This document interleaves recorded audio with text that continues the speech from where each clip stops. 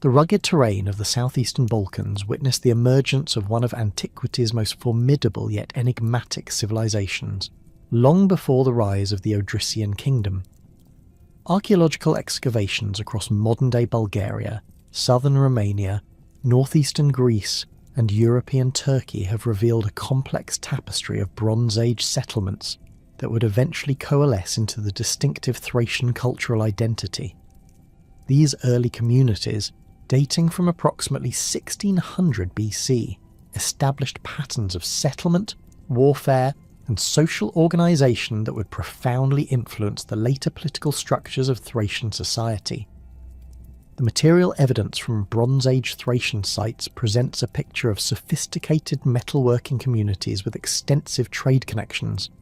At Izero, near Plovdiv, archaeologists have uncovered multi-layered settlements containing bronze weapons, ornate jewellery and ceramic vessels that demonstrate both local craftsmanship and foreign influences. The bronze implements found at these sites, including double-headed axes, curved daggers, and elaborate horse bits, reveal a warrior culture that prized martial prowess and equestrian skills. These artefacts, often discovered in carefully arranged burial contexts, suggest that social stratification based on military achievement was already well established among Thracian communities by the late Bronze Age. The transition to the Iron Age around 1200 BC marked a significant transformation in Thracian material culture and settlement patterns. Ironworking technology, likely introduced through contact with Anatolian peoples, revolutionised Thracian weaponry and agricultural implements. Sites such as Vratsa and Panagurishti have yielded iron spearheads, swords, and agricultural tools that demonstrate rapid adoption and refinement of ironworking techniques. The superior quality of Thracian iron weapons would later become legendary throughout the ancient world, with Greek sources consistently praising the deadly effectiveness of Thracian rhomphaia and sika. Thracian burial practices during this period reveal profound insights into their social structure and religious beliefs. The practice of tumulus burial, constructing large earthen mounds over stone-lined chambers, became increasingly elaborate during the Iron Age. The Mogulan tumulus near Vratsa, dating to the 4th century BC, contained a warrior's burial with gold and silver vessels, bronze armour, and the remains of sacrificed horses. These burial mounds, scattered across the Thracian landscape in the thousands, served not only as final resting places for the elite, but as territorial markers asserting clan control over specific regions. The construction of these tumuli required considerable communal effort and resources, indicating the existence of hierarchical societies capable of mobilising large labour forces. Within the burial chambers, archaeologists have discovered evidence of complex mortuary rituals involving the deposition of weapons, jewellery and organic materials that have since decomposed. The positioning of bodies, typically in a contracted position facing east, suggests beliefs about the afterlife and solar symbolism that would later manifest in Thracian religious practices. Before the political unification that would create the Odrysian Kingdom, the Thracian territories were divided among numerous tribal confederations, each controlling distinct geographical regions and maintaining unique cultural characteristics. The Getae occupied the fertile plains between the Danube River and the Balkan Mountains, establishing fortified settlements that controlled crucial river crossings and trade routes. Their territory extended from the Black Sea coast westward to the Carpathian foothills, encompassing some of the richest agricultural land in the ancient Balkans. Archaeological evidence from Getic settlements reveals a society that combined pastoralism with intensive agriculture. Excavations at Zimnisir and Bordosani have uncovered large storage facilities, sophisticated irrigation systems, and evidence of surplus grain production that supported dense populations and professional warrior classes. The Getae developed distinctive pottery styles characterized by geometric patterns and animal motifs that reflected their close relationship with the natural environment of the Danubian plains. In the mountainous regions of the Central and Western Balkans, the Bessi Confederation controlled the strategic passes and mining districts that would prove crucial to later Thracian prosperity. The Bessi territory centered around the Rhodope Mountains, where they extracted silver, gold, and iron ore from extensive mining operations. Their settlements, typically located on defensible hilltops, were fortified with massive stone walls and featured sophisticated water collection systems designed to withstand prolonged sieges. The Bessi developed a reputation as fierce warriors and skilled metalworkers, with their weapons and ornaments displaying distinctive artistic styles that combined geometric patterns with stylized animal representations. Their control of mountain passes allowed them to extract tribute from merchants and armies attempting to traverse their territory, creating wealth that supported elaborate religious ceremonies and monumental architecture. Along the Black Sea coast, the Thracian Chersonesus Confederation controlled the fertile river valleys and natural harbours that would later attract Greek colonists. These coastal Thracians developed sophisticated maritime technologies, including large rowing vessels capable of both river and sea navigation. Their settlements featured extensive dock facilities and warehouse complexes that facilitated trade with communities throughout the Black Sea region. The arrival of Greek colonists along the Thracian coast beginning in the 8th century BC initiated a period of profound cultural and economic transformation that would reshape Thracian society. The establishment of Greek colonies at Apollonia Pontica, Mesembria, Odessos, and Tomis created permanent Greek settlements that served as conduits for Hellenic culture, technology, and political ideas. These colonies, while maintaining their Greek identity, developed complex relationships with the surrounding Thracian communities that involved both cooperation and conflict. Greek colonization introduced new agricultural techniques, including viticulture and olive cultivation, which proved particularly successful in the coastal regions. The Greeks brought advanced pottery-making techniques, architectural knowledge, and writing systems that gradually influenced Thracian material culture. More significantly, Greek political concepts and administrative practices provided models that Thracian leaders would later adapt to create more centralized political structures. The economic impact of Greek colonization extended far beyond the immediate coastal regions. Greek merchants established trading networks that penetrated deep into Thracian territory, exchanging manufactured goods, wine and olive oil for Thracian grain, livestock, metals and slaves. These trade relationships created new forms of wealth and social stratification within Thracian communities, as local leaders who controlled access to Greek goods gained prestige and political influence. Archaeological evidence from inland Thracian sites shows increasing quantities of Greek pottery, coins and luxury goods during the 7th and 6th centuries BC. At the same time, Thracian artistic styles began incorporating Greek motifs and techniques, creating hybrid forms that reflected the cultural synthesis occurring throughout the region. This cultural exchange was not unidirectional. Greek colonies adopted Thracian agricultural practices, military techniques, and religious customs that proved advantageous in their new environment.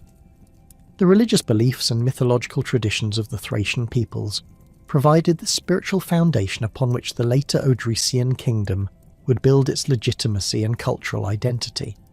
Thracian religions centered around the worship of a great goddess, often identified with the Earth Mother, who controlled fertility, death, and rebirth.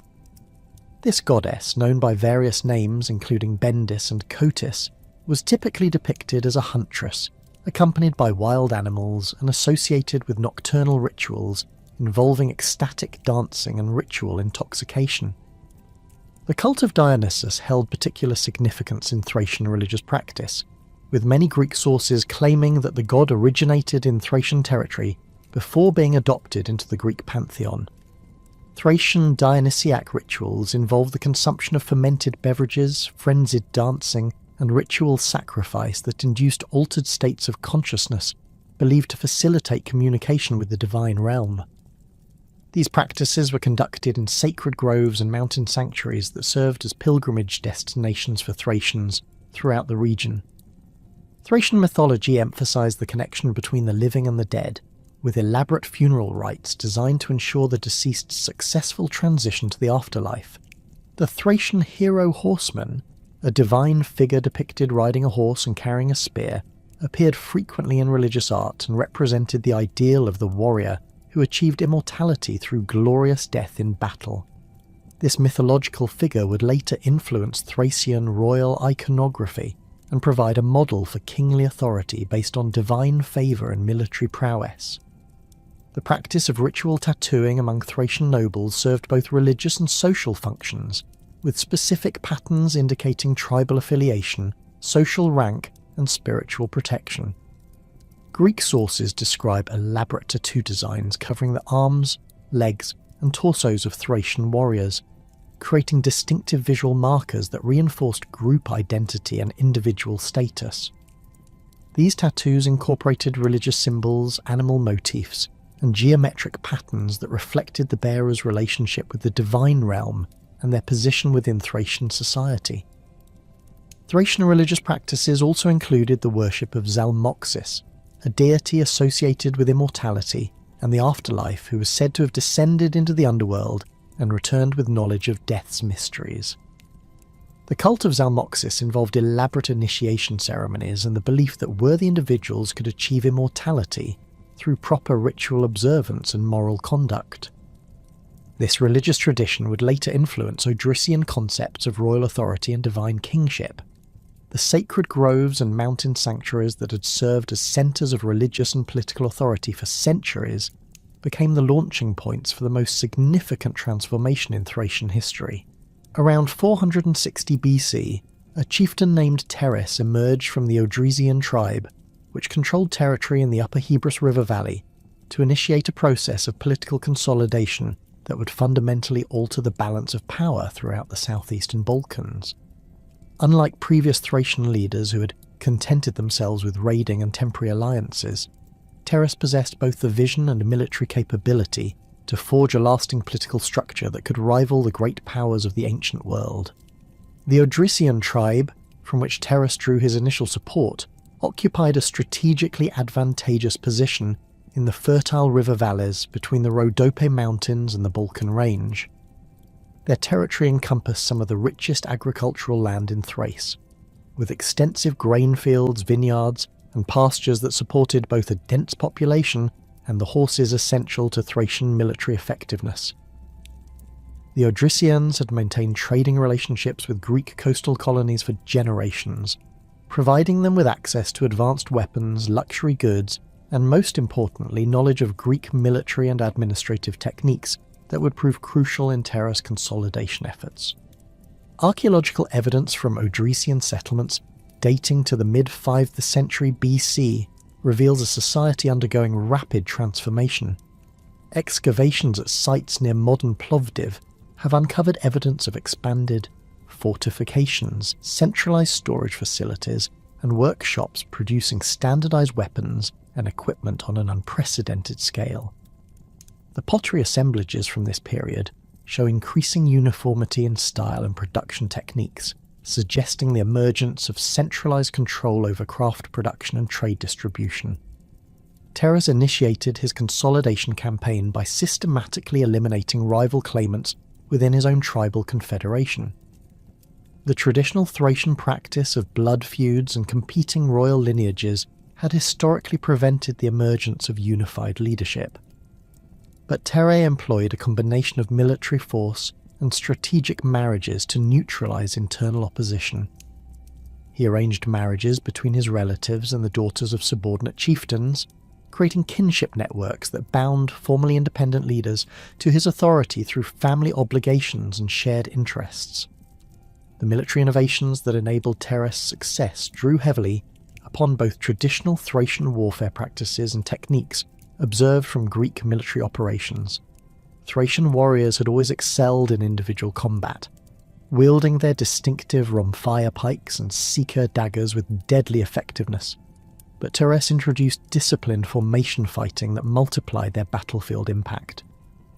He organised his forces into units of approximately 100 warriors, each commanded by a trusted lieutenant who had sworn personal loyalty to the king through elaborate oath ceremonies conducted at sacred sites. The Odrysian military system under Thrace combined the mobility and individual skill of traditional Thracian fighters with the coordination and tactical flexibility that had made Greek hoplite formations so effective. Thracian cavalry, mounted on the sturdy horses bred in the river valleys, served as both scouts and shock troops capable of rapid deployment across the varied terrain of the Balkan interior. These mounted warriors carried javelins, curved swords, and small shields that allowed them to engage effectively in both mounted and dismounted combat.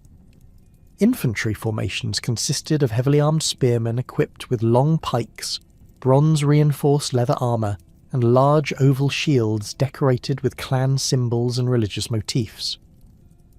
Behind these main battle lines, Terrace deployed units of archers and slingers recruited from mountain tribes who possessed exceptional skill with missile weapons. The coordination of these different military elements required extensive training and discipline that reflected the increasingly centralised nature of Odrysian political organisation. The first major campaign of territorial expansion targeted the Sapaean Confederation, which controlled the strategic Maritsa River Valley and maintained close relationships with several Greek coastal cities. The Sapaeans had traditionally served as intermediaries in trade between the Thracian interior and Greek colonies, accumulating considerable wealth that they used to hire Greek mercenaries and purchase advanced weapons. Their principal stronghold at Aenos commanded river traffic and overland routes connecting the Aegean coast with the Danubian plains. Terrace launched his attack on Sapaean territory during the winter months, when traditional Thracian warfare typically ceased. This unexpected timing caught the Sapaean forces dispersed in winter quarters and prevented them from coordinating an effective defence. The Odrysian army moved rapidly along frozen river valleys, capturing isolated settlements and cutting off communication between Sapaean strongholds. The siege of Aenos lasted 3 months, during which Terrace demonstrated the sophisticated engineering capabilities that his forces had developed through contact with Greek military techniques. The Odrysian siege works included wooden towers that allowed attackers to fire down into the fortress, battering rams constructed according to Greek designs, and tunnel systems that undermined sections of the defensive walls. When Aenos finally fell, Terrace executed the Sapaean royal family but spared the general population, incorporating Sapaean warriors into his own forces and appointing Odrysian governors to oversee the conquered territory. This pattern of eliminating rival leadership while preserving local populations became a hallmark of Odrysian expansion policy. The conquest of the Sapaean Confederation provided Terrace with control over crucial trade routes, and demonstrated to other Thracian tribes that the traditional balance of power had shifted decisively in favour of the Odrysians. The wealth captured from Sapaean treasuries funded further military campaigns and allowed Terrace to reward his followers with land grants and positions of authority within the expanding kingdom. Greek merchants who had previously dealt with Sapaean intermediaries found themselves negotiating directly with Odrysian officials who proved equally capable of maintaining commercial relationships while extracting higher tribute payments. Following a success against the Sapaeans, Terrace turned his attention to the Bessi Confederation in the Rhodope Mountains. The Bessi controlled extensive mining operations that produced the silver and gold essential to maintaining military forces and conducting diplomatic relations with Greek city-states. Their mountain strongholds presented significant tactical challenges, as the narrow valleys and steep slopes negated many of the advantages that Odrysian cavalry and formation fighting provided in open terrain. The campaign against the Bessi required different tactical approaches that showcased the adaptability of Odrysian military organisation. Terrace recruited local guides familiar with mountain trails and employed small, highly mobile units capable of operating independently in difficult terrain. Rather than attempting direct assaults on fortified positions, the Odrysians implemented a strategy of economic warfare, capturing mining settlements and disrupting the trade networks that supported Bessi military capabilities. The decisive engagement occurred at a mountain pass where Bessi forces attempted to block Odrysian access to their primary silver mining district.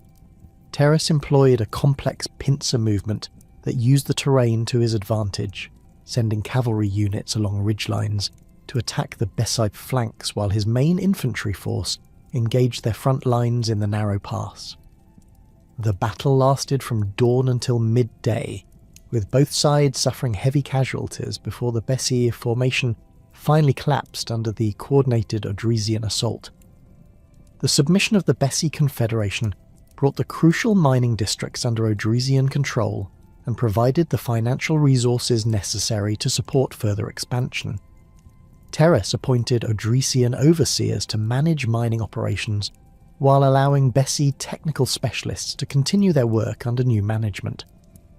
The silver and gold extracted from these mines funded the purchase of Greek weapons and equipment, supported diplomatic missions to Athens and other major powers, and financed the construction of royal residences and administrative centres throughout the growing kingdom. The administrative innovations that Thrace implemented to govern his expanding territories represented a sophisticated synthesis of traditional Thracian practices and Greek organisational techniques. The tribute system that formed the backbone of Odrysian administration required conquered territories to provide annual payments of grain, livestock, metals, and military service.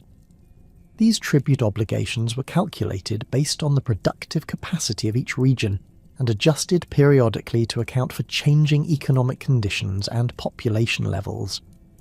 Local administration remained largely in the hands of traditional tribal leaders who'd submitted to Odrysian authority, but these officials operated under the supervision of royal appointees who ensured compliance with central government policies. The royal appointees, typically drawn from the Odrysian nobility or proven military commanders, possessed authority to collect tribute, recruit soldiers, and adjudicate legal disputes that crossed tribal boundaries. This system preserved local customs and leadership structures while establishing clear lines of authority that ultimately led back to the royal court. The establishment of a permanent royal court represented perhaps the most significant departure from traditional Thracian political organisation. Previous Thracian leaders had maintained seasonal camps that moved according to military campaigns and pastoral cycles, but Thrace constructed a fixed capital complex near modern Plovdiv that served as the administrative and ceremonial centre of the kingdom. The royal court included residential quarters for the king and his family, administrative offices for government officials, workshops for producing royal regalia and weapons, and religious facilities where state ceremonies could be conducted.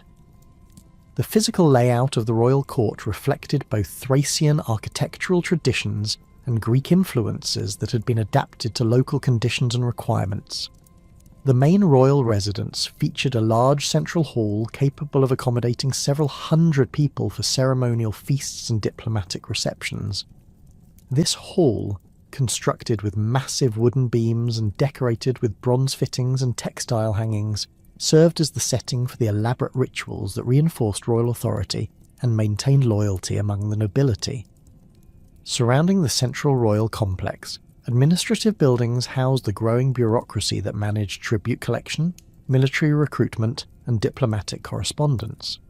These officials, many of whom had received training in Greek administrative techniques, maintained written records using adapted Greek scripts that allowed for more sophisticated record-keeping than had been possible under traditional oral systems. The preservation of administrative documents from this period provides valuable insights into the complexity and efficiency of Odrysian governmental organisation. The integration of Greek administrative practices extended beyond simple record-keeping to encompass legal procedures, taxation methods, and diplomatic protocols that enhanced the kingdom's ability to interact with Greek city-states and other Mediterranean powers. Thrace employed Greek secretaries and advisors who possessed the linguistic skills and cultural knowledge necessary to conduct negotiations with Athens, Sparta, and the various Greek colonies along the Thracian coast. These Greek officials served not as rulers but as technical specialists who helped translate Odrysian political objectives into forms that Greek diplomats could understand and accept. The relationship between the emerging Odrysian Kingdom and the Athenian Empire during the Pentacontasia period reflected the complex geopolitical dynamics of the mid-5th century BC Mediterranean world. Athens, at the height of its imperial power following victories over Persia, sought to secure its northern approaches and ensure reliable supplies of grain and timber from the Black Sea region. The Thracian territories controlled crucial overland routes and possessed the military strength to either facilitate or disrupt Athenian commercial and strategic interests. Initial diplomatic contacts between Terra's and Athenian representatives occurred around 455 BC, when Athenian envoys arrived at the Odrysian court seeking assurances that Thracian forces would not interfere with Athenian operations against Persian-held territories in the northern Aegean.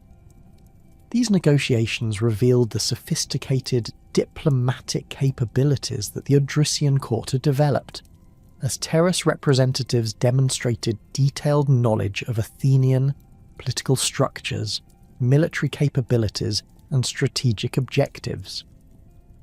The diplomatic agreement that emerged from these negotiations established a framework for cooperation that benefited both powers while preserving Odrysian independence and territorial integrity. Athens recognised Odrysian control over the Thracian interior and agreed to limit Greek colonial expansion to coastal areas that did not threaten established Thracian settlements. In return, Terrace guaranteed safe passage for Athenian merchants and military forces travelling through Thracian territory and agreed to provide military assistance against mutual enemies when requested. The practical implementation of this diplomatic relationship required careful attention to the interests of Greek coastal cities that had previously maintained independent relationships with various Thracian tribes. Cities such as Abdera, Maronea, and Aenos found themselves caught between their traditional autonomy and the realities of Odrysian territorial expansion and Athenian imperial ambitions. Terrace demonstrated considerable diplomatic skill in negotiating arrangements that preserved Greek municipal autonomy while establishing clear boundaries for Odrysian and Athenian spheres of influence. The military cooperation between Odrysian and Athenian forces provided both sides with valuable experience in coordinating different military systems and tactical approaches. Thracian cavalry and light infantry proved particularly effective in supporting Athenian hoplite formations during operations in rough terrain, where traditional Greek military formations faced significant disadvantages. Athenian naval capabilities complemented Thracian land forces by providing logistical support and preventing enemy forces from receiving reinforcements by sea. The emergence of the Odrysian Kingdom as a recognised regional power fundamentally altered the political landscape of the southeastern Balkans and established precedents that would influence Thracian political development for centuries. Terrace's success in transforming a traditional tribal confederation into a centralised monarchy demonstrated that non-Greek peoples could adapt and implement sophisticated political and military innovations while maintaining their cultural identity and independence. The administrative systems, military organisation, and diplomatic practices established during his reign provided the foundation for continued Odrysian expansion and political development under his successors. The death of Terrace around 445 BC marked not an end but a transformation of Odrysian ambitions, as his son Sitalces inherited a kingdom that had already demonstrated its capacity to challenge the established order of the ancient world. Where Terrace had focused primarily on consolidating Thracian territories and establishing diplomatic relationships with Greek powers, Sitalces possessed the vision and military capability to transform the Odrysian Kingdom into the dominant force throughout the entire southeastern Balkans. His reign would witness territorial expansion on a scale that dwarfed all previous Thracian achievements, creating an empire that stretched from the Danube River in the north to the shores of the Aegean Sea in the south. The inheritance that Sitalces received from his father provided him with unprecedented resources and organisational capabilities. The tribute system established by Terra generated enormous wealth from conquered territories, while the administrative apparatus centred at the royal court near Plovdiv had evolved into a sophisticated governmental structure capable of managing vast territories and diverse populations. The military reforms implemented during the previous reign had created professional fighting forces that combined traditional Thracian warrior skills with Greek tactical innovations, producing armies that could operate effectively across the varied terrain of the Balkan Peninsula. Archaeological evidence from sites throughout the Odrysian heartland reveals the massive military preparations that characterise the early years of Sitalces' reign. Excavations at weapon manufacturing centres have uncovered evidence of dramatically increased production of standardised spears, swords, and armour components. The scale of these operations suggests that Sitalces was equipping forces far larger than any previous Thracian ruler had commanded. Storage facilities constructed during this period could accommodate grain supplies sufficient to support armies, numbering in the tens of thousands for extended campaign seasons. The territorial expansion that defined Sitalces' reign began with campaigns against Thracian tribes that had remained independent during his father's consolidation efforts. The Triballi, who controlled the strategic Morava River valley and maintained fortified settlements along the approaches to the Danube, represented the most significant obstacle to Odrysian expansion toward the north. Their territory encompassed crucial river crossings and mining districts that would provide both strategic advantages and economic resources essential to supporting larger military forces. The campaign against the Triballi demonstrated the sophisticated military planning capabilities that Sitalces had developed through careful study of both Thracian and Greek warfare practices. Rather than launching direct assaults on heavily fortified positions, the Odrysian forces implemented a comprehensive strategy that combined economic warfare, diplomatic manipulation, and coordinated military operations across multiple fronts. Advance units disrupted Triballian trade networks and captured grain storage facilities, creating supply shortages that weakened enemy resistance before major battles occurred. The decisive engagement took place near the confluence of the Morava and Danube rivers, where Triballian forces had concentrated to defend their principal stronghold. Sitalces deployed his cavalry in a complex flanking manoeuvre that exploited the marshy terrain along the riverbank, while his main infantry force engaged the Triballian centre in a frontal assault designed to fix enemy forces in position. The battle lasted throughout an entire day, with both sides demonstrating the fierce fighting qualities that had made Thracian warriors legendary throughout the ancient world. The Odrysian victory at this engagement effectively eliminated organised Triballian resistance and opened the entire Danubian region to systematic conquest. Sitalces appointed Odrysian governors to oversee the captured territories while incorporating Triballian warriors into his own forces through oath ceremonies that bound them to personal loyalty to the king. The wealth captured from Triballian treasuries funded further military campaigns and provided resources for the construction of fortified administrative centres throughout the newly conquered regions. With the Danubian approaches secured, Sitalces turned his attention to the coastal regions, where Greek colonies maintained complex relationships with various Thracian tribes. The strategic situation along the Thracian coast had evolved significantly since his father's reign, as the outbreak of the Peloponnesian War had created new opportunities for ambitious rulers willing to exploit the conflicts between Athens and Sparta. The Greek cities found themselves increasingly dependent on Thracian goodwill for their security and commercial prosperity, providing Sitalces with leverage that previous Odrysian rulers had lacked. The incorporation of the coastal regions required different tactical approaches than the mountain and river valley campaigns that had characterized earlier Odrysian expansion. The Greek cities possessed sophisticated fortifications, professional military forces, and naval capabilities that traditional Thracian warfare methods could not easily overcome. Sitalces addressed these challenges by recruiting Greek military advisors and mercenaries who possessed the technical knowledge necessary to conduct siege warfare and coordinate land-sea operations. The integration of Greek military specialists into Odrysian forces represented a significant evolution in the kingdom's military organisation. These advisors brought knowledge of advanced siege techniques, including the construction of battering rams, siege towers, and catapult systems that could breach the massive stone walls protecting Greek coastal cities. More importantly, they provided training in the coordination of different military units and the logistical planning necessary to support large-scale operations over extended periods. The Greek mercenaries who entered Odrysian service came primarily from regions that had been devastated by the ongoing Peloponnesian War, including Boeotia, Thessaly, and various Aegean islands. These professional soldiers possessed extensive combat experience and familiarity with the latest developments in Greek military technology and tactics. Their integration into Odrysian forces required careful attention to issues of command structure, payment systems, and cultural accommodation that tested the administrative capabilities of the royal court.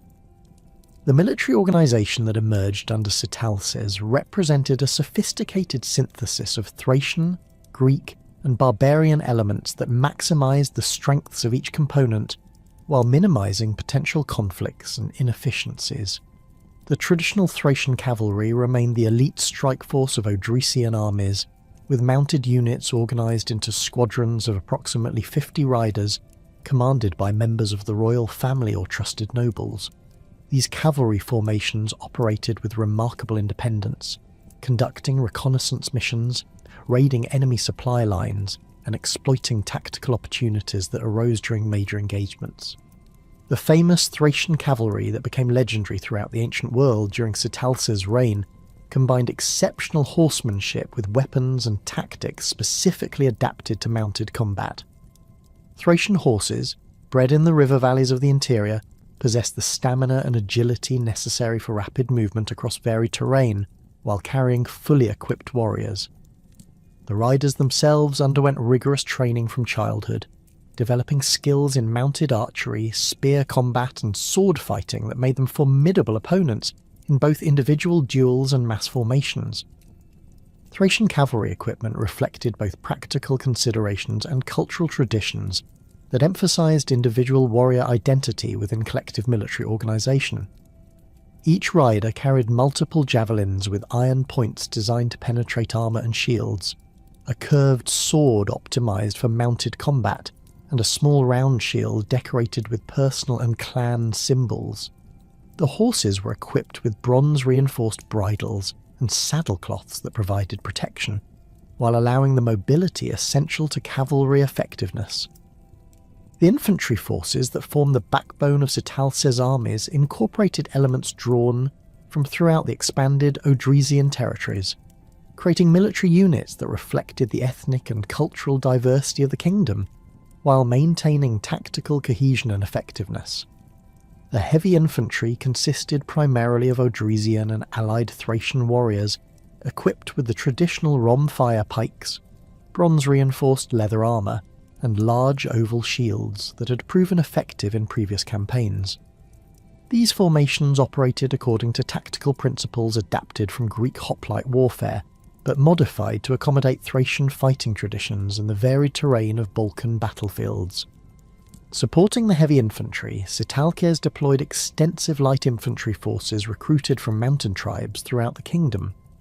These warriors specialised in skirmishing tactics using javelins, slings and bows that could harass enemy formations and exploit tactical opportunities without engaging in direct confrontation. Their intimate knowledge of local terrain and exceptional mobility made them invaluable for reconnaissance, harassment of enemy supply lines, and the rapid exploitation of battlefield successes. The integration of Greek military advisors and mercenaries into this traditional Thracian military structure required careful attention to command relationships and tactical coordination. Greek officers typically served as technical specialists responsible for siege operations, logistics planning, and the training of Thracian forces in advanced tactical formations.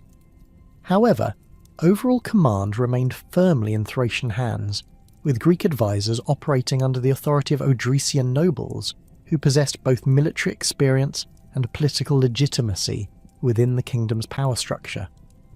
The Great Invasion of Macedonia in 429 BC represented the culmination of Sitalces' military preparations and the most ambitious campaign ever undertaken by a Thracian ruler. The strategic context for this invasion emerged from the complex diplomatic and military situation created by the Peloponnesian War, as both Athens and Sparta sought allies capable of opening new fronts against their enemies. Macedonia, under King Perdiccas II, had maintained a precarious neutrality that satisfied neither major Greek power, while creating opportunities for Thracian intervention. The immediate catalyst for the Macedonian invasion came from Athenian diplomatic overtures that promised significant rewards in exchange for Odrysian military intervention against Macedonian territories. Athens sought to pressure Perdiccas into providing more substantial support for Athenian operations in the northern Aegean, while simultaneously demonstrating to other potential allies the consequences of insufficient cooperation with Athenian interests. For Sitalces, the invitation provided an opportunity to extend Odrysian influence into regions that had previously remained beyond Thracian reach. The military force that Sitalces assembled for the Macedonian campaign dwarfed all previous Thracian armies in both size and organisational sophistication. According to Thucydides, the invasion force numbered approximately 150,000 warriors drawn from throughout the Odrysian territories and allied tribes. This massive army included roughly 50,000 cavalry, representing the largest mounted force ever assembled by a non-nomadic people in the ancient world. The logistical challenges of moving and supplying such a force required unprecedented organisational capabilities and demonstrated the administrative sophistication that the Odrysian Kingdom had achieved. The composition of the invasion army reflected the territorial extent of Sitalces' dominions and the military resources that systematic conquest had placed at his disposal. The core of the force consisted of approximately 40,000 Odrysian warriors equipped with standardised weapons and armour produced in the kingdom's manufacturing centres. These troops represented the professional military establishment that had evolved during decades of continuous warfare and territorial expansion. Allied contingents provided additional specialised capabilities and demonstrated the diplomatic success that had accompanied Odrysian military expansion. The Getae contributed approximately 30,000 warriors, including elite cavalry units mounted on horses bred specifically for warfare in the Danubian plains. Mountain tribes provided light infantry specialists whose knowledge of irregular warfare tactics proved invaluable during the campaign's later phases. Even tribes from beyond the traditional boundaries of Thracian territory, including groups from the northern Carpathian region, sent contingents to participate in what was perceived as a historic opportunity for plunder and territorial gain. The invasion route that Sitalces selected for the Macedonian campaign demonstrated both strategic sophistication and intimate knowledge of regional geography and political conditions. Rather than attempting a direct assault across the heavily fortified border regions, the Odrysian army advanced through territories controlled by tribes that had previously submitted to Odrysian authority, or could be persuaded to provide passage rights in exchange for shares of expected plunder. The massive army moved in multiple columns that could converge for major engagements, while spreading the logistical burden across a wider area and reducing vulnerability to defensive countermeasures. The advance guard consisted of cavalry units that secured river crossings, captured supply depots, and gathered intelligence about Macedonian defensive preparations. Behind them, the main infantry formations advanced along predetermined routes that had been surveyed in advance and provided with supply caches established through diplomatic agreements with local rulers. The psychological impact of the Odrysian invasion on Macedonia and the broader Greek world cannot be overstated. The appearance of such a massive barbarian army operating with obvious strategic coordination and tactical sophistication challenged Greek assumptions about the military capabilities of non-Greek peoples. Macedonian settlements throughout the border regions were abandoned as their populations fled southward, carrying reports of Thracian military strength that spread panic throughout the region. The siege of Macedonian strongholds during the campaign demonstrated the advanced military engineering capabilities that Odrysian forces had developed through their integration of Greek technical knowledge with traditional Thracian warfare practices.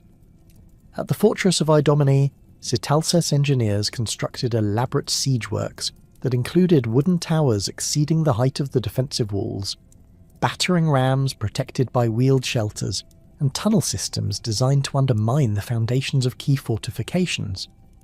The economic impact of Sitalces' territorial expansion extended far beyond the immediate military conquests to encompass fundamental changes in trade patterns, resource exploitation, and wealth distribution throughout the southeastern Balkans. The Odrysian control of territory stretching from the Danube to the Aegean created unprecedented opportunities for the systematic exploitation of natural resources and the regulation of commercial activities that had previously operated beyond centralised political control. The tribute system that Sitalces expanded and refined during his reign generated wealth on a scale that transformed the material culture and political capabilities of the Odrysian Kingdom. Conquered territories provided annual payments calculated according to their productive capacity and strategic value, with assessments that included grain, livestock, metals, manufactured goods, and military service obligations.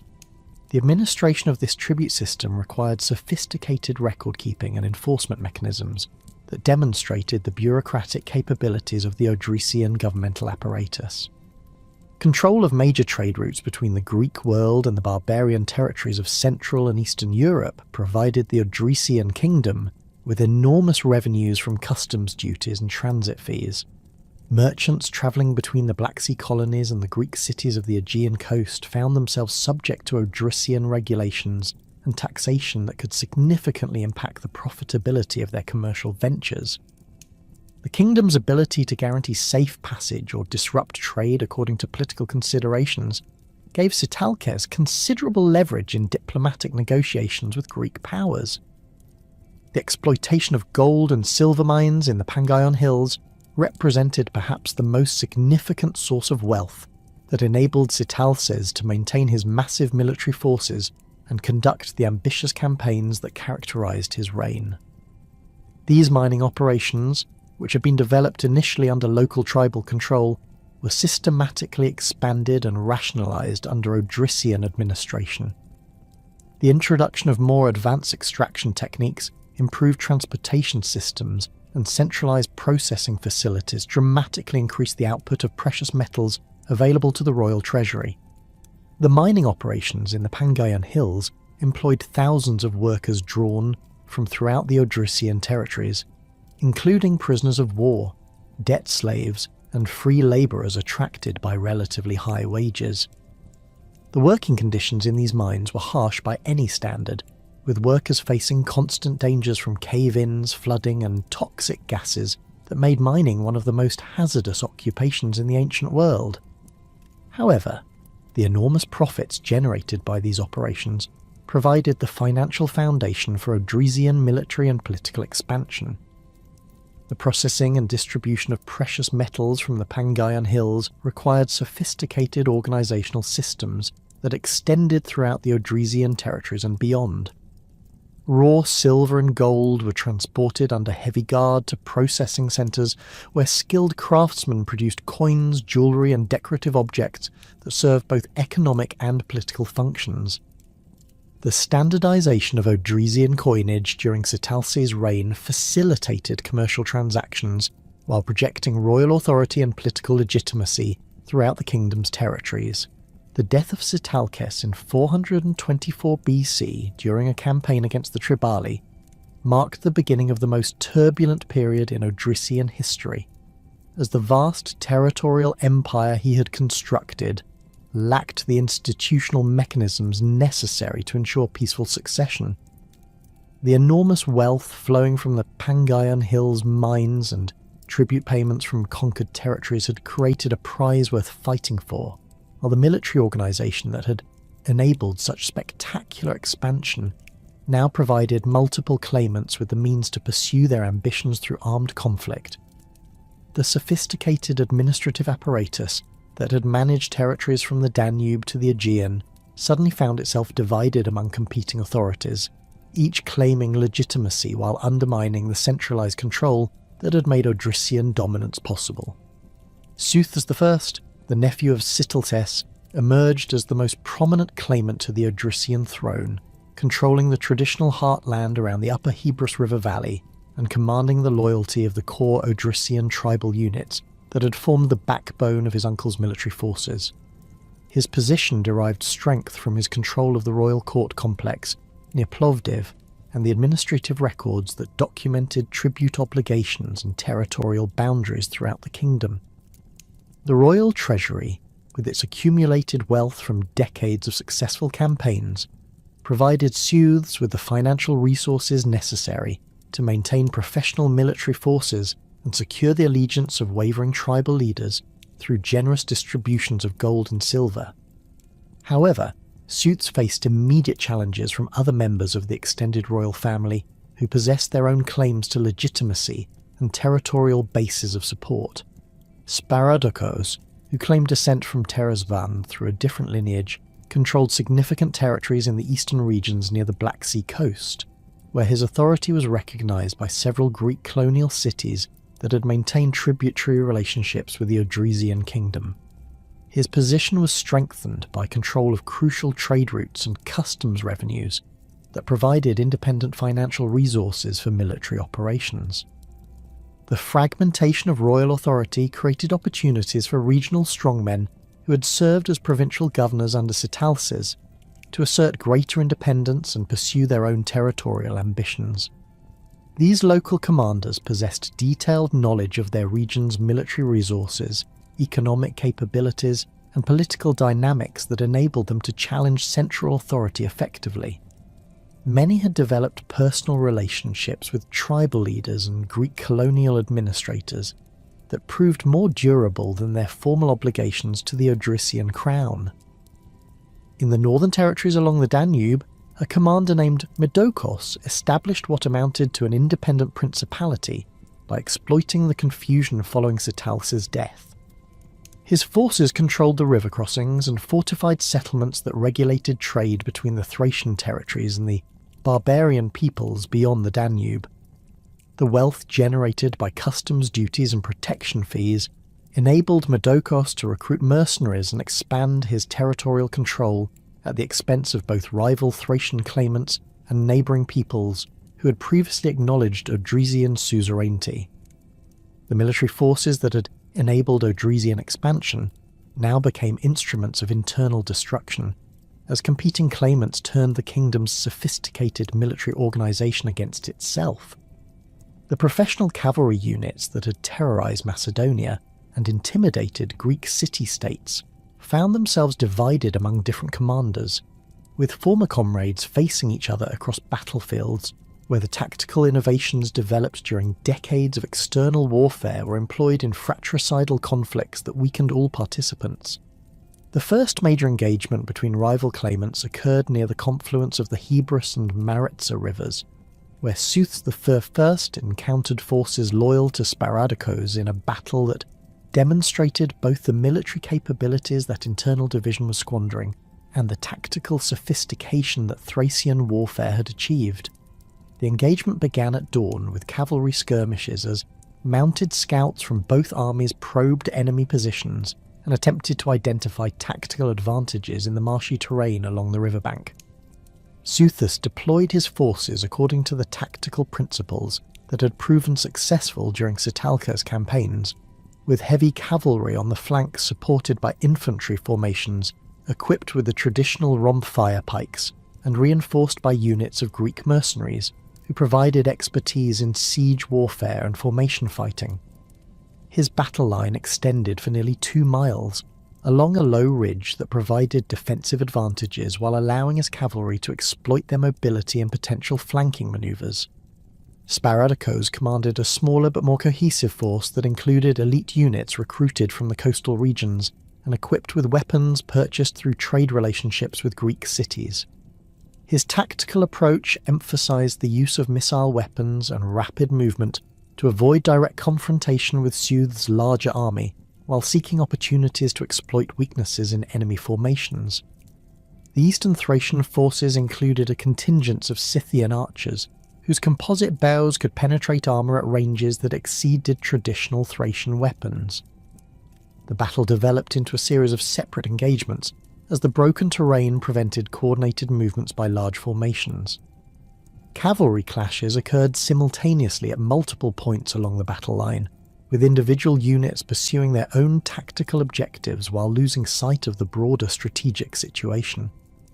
The famous Thracian war cries that had once struck terror into Greek and barbarian enemies now served to rally warriors fighting against their own countrymen in conflicts that served no purpose beyond the ambitions of competing royal claimants. The engagement lasted throughout the day without producing a decisive victory for either side, as both armies suffered heavy casualties while failing to achieve their strategic objectives. Souths retained control of the battlefield after Sparadocos withdrew his forces during the night, but the Pyrrhic nature of this success became apparent when several tribal contingents that had fought loyally during the battle subsequently defected to pursue their own interests rather than continue supporting a cause that offered little prospect of meaningful rewards. The inconclusive nature of this and similar engagements between royal claimants created conditions that encouraged the fragmentation of authority throughout the former Odrysian territories. Local commanders who had initially supported one claimant or another began calculating that their interests might be better served through independent action rather than continued loyalty to weakened central authorities. The tribute system that had generated enormous wealth for the royal treasury broke down as regional strongmen diverted payments to their own treasuries while maintaining only nominal acknowledgement of royal authority.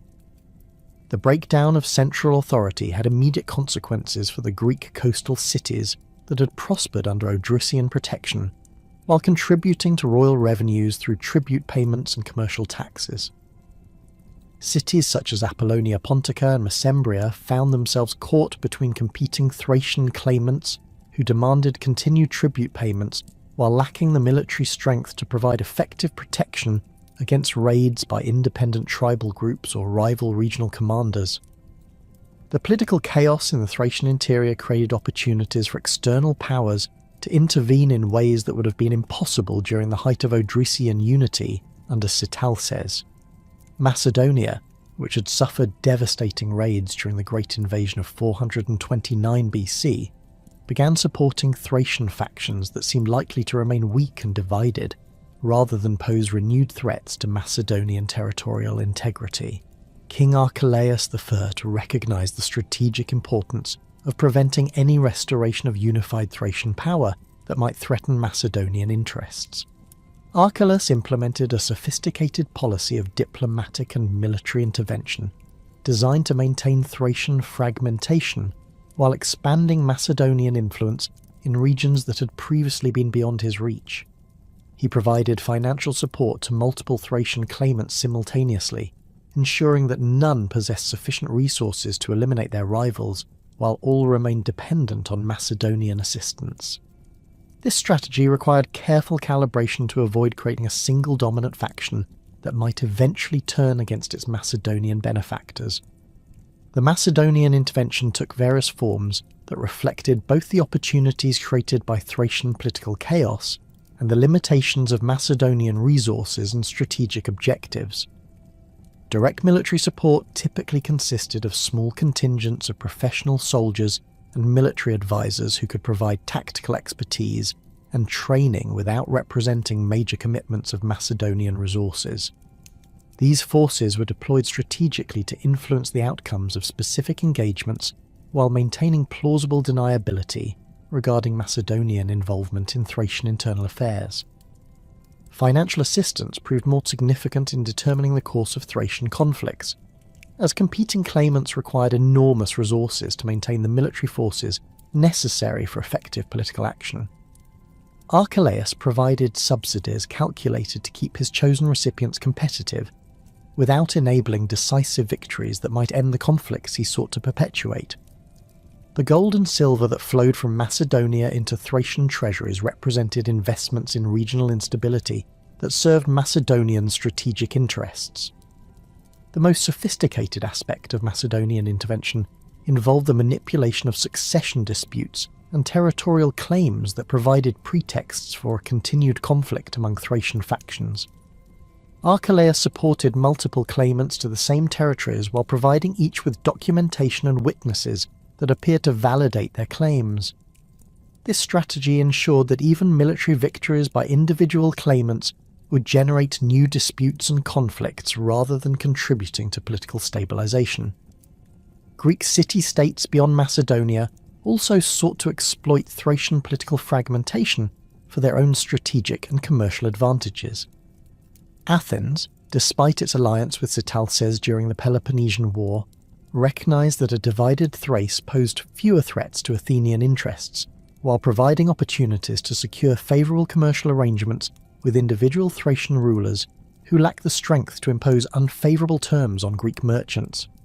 The Athenian approach to Thracian fragmentation reflected the broader strategic situation created by the ongoing Peloponnesian War, and the need to secure northern approaches against potential threats while minimising resource commitments that might weaken Athenian capabilities in more critical theatres.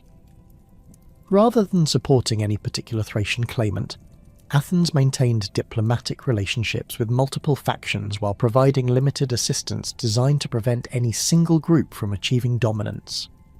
Spartan intervention in Thracian affairs operated according to different strategic calculations that reflected Sparta's land-based military capabilities and its interest in creating problems for Athens in regions where Athenian influence had been traditionally strong. Spartan agents provided military training and equipment to Thracian groups that appeared willing to disrupt Athenian commercial activities or threaten Greek cities that maintained pro-Athenian policies. The fragmentation of political authority throughout the former Odrysian territories created conditions that enabled the rise of local strongmen who possessed neither legitimate claims to royal authority nor the territorial base necessary to challenge the major claimants directly.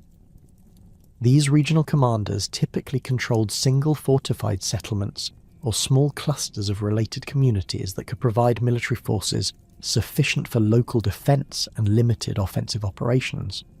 The emergence of these local strongmen represented a fundamental transformation in the political organisation of Thracian society, as traditional tribal structures gave way to more personalised forms of authority based on military capability and the ability to provide security and economic opportunities for followers. Unlike the hereditary chieftains who had dominated Thracian politics for centuries, these new leaders derived their authority from demonstrated success in warfare and their capacity to reward loyalty through distributions of plunder and captured territories. The military forces commanded by regional strongmen typically consisted of professional warriors who had served in the armies of major claimants before transferring their loyalty to local commanders who offered better prospects for advancement and enrichment.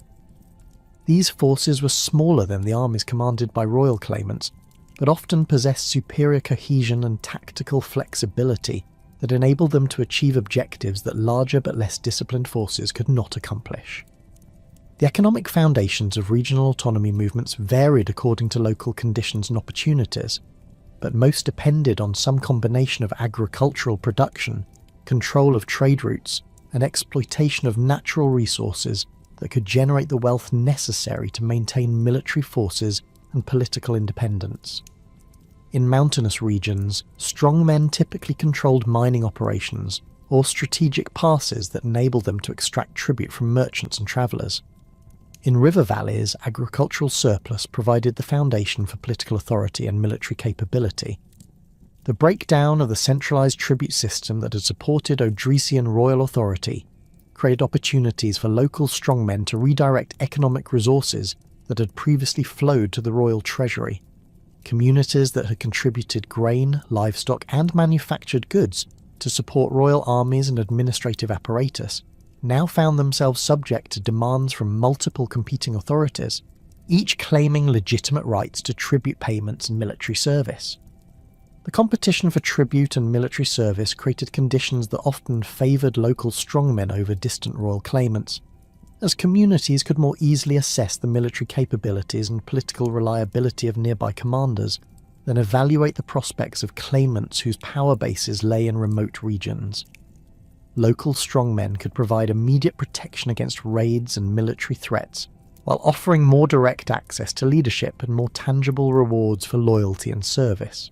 The proliferation of competing authorities throughout the Thracian territories created a complex political landscape where alliances and conflicts shifted rapidly according to changing circumstances and opportunities.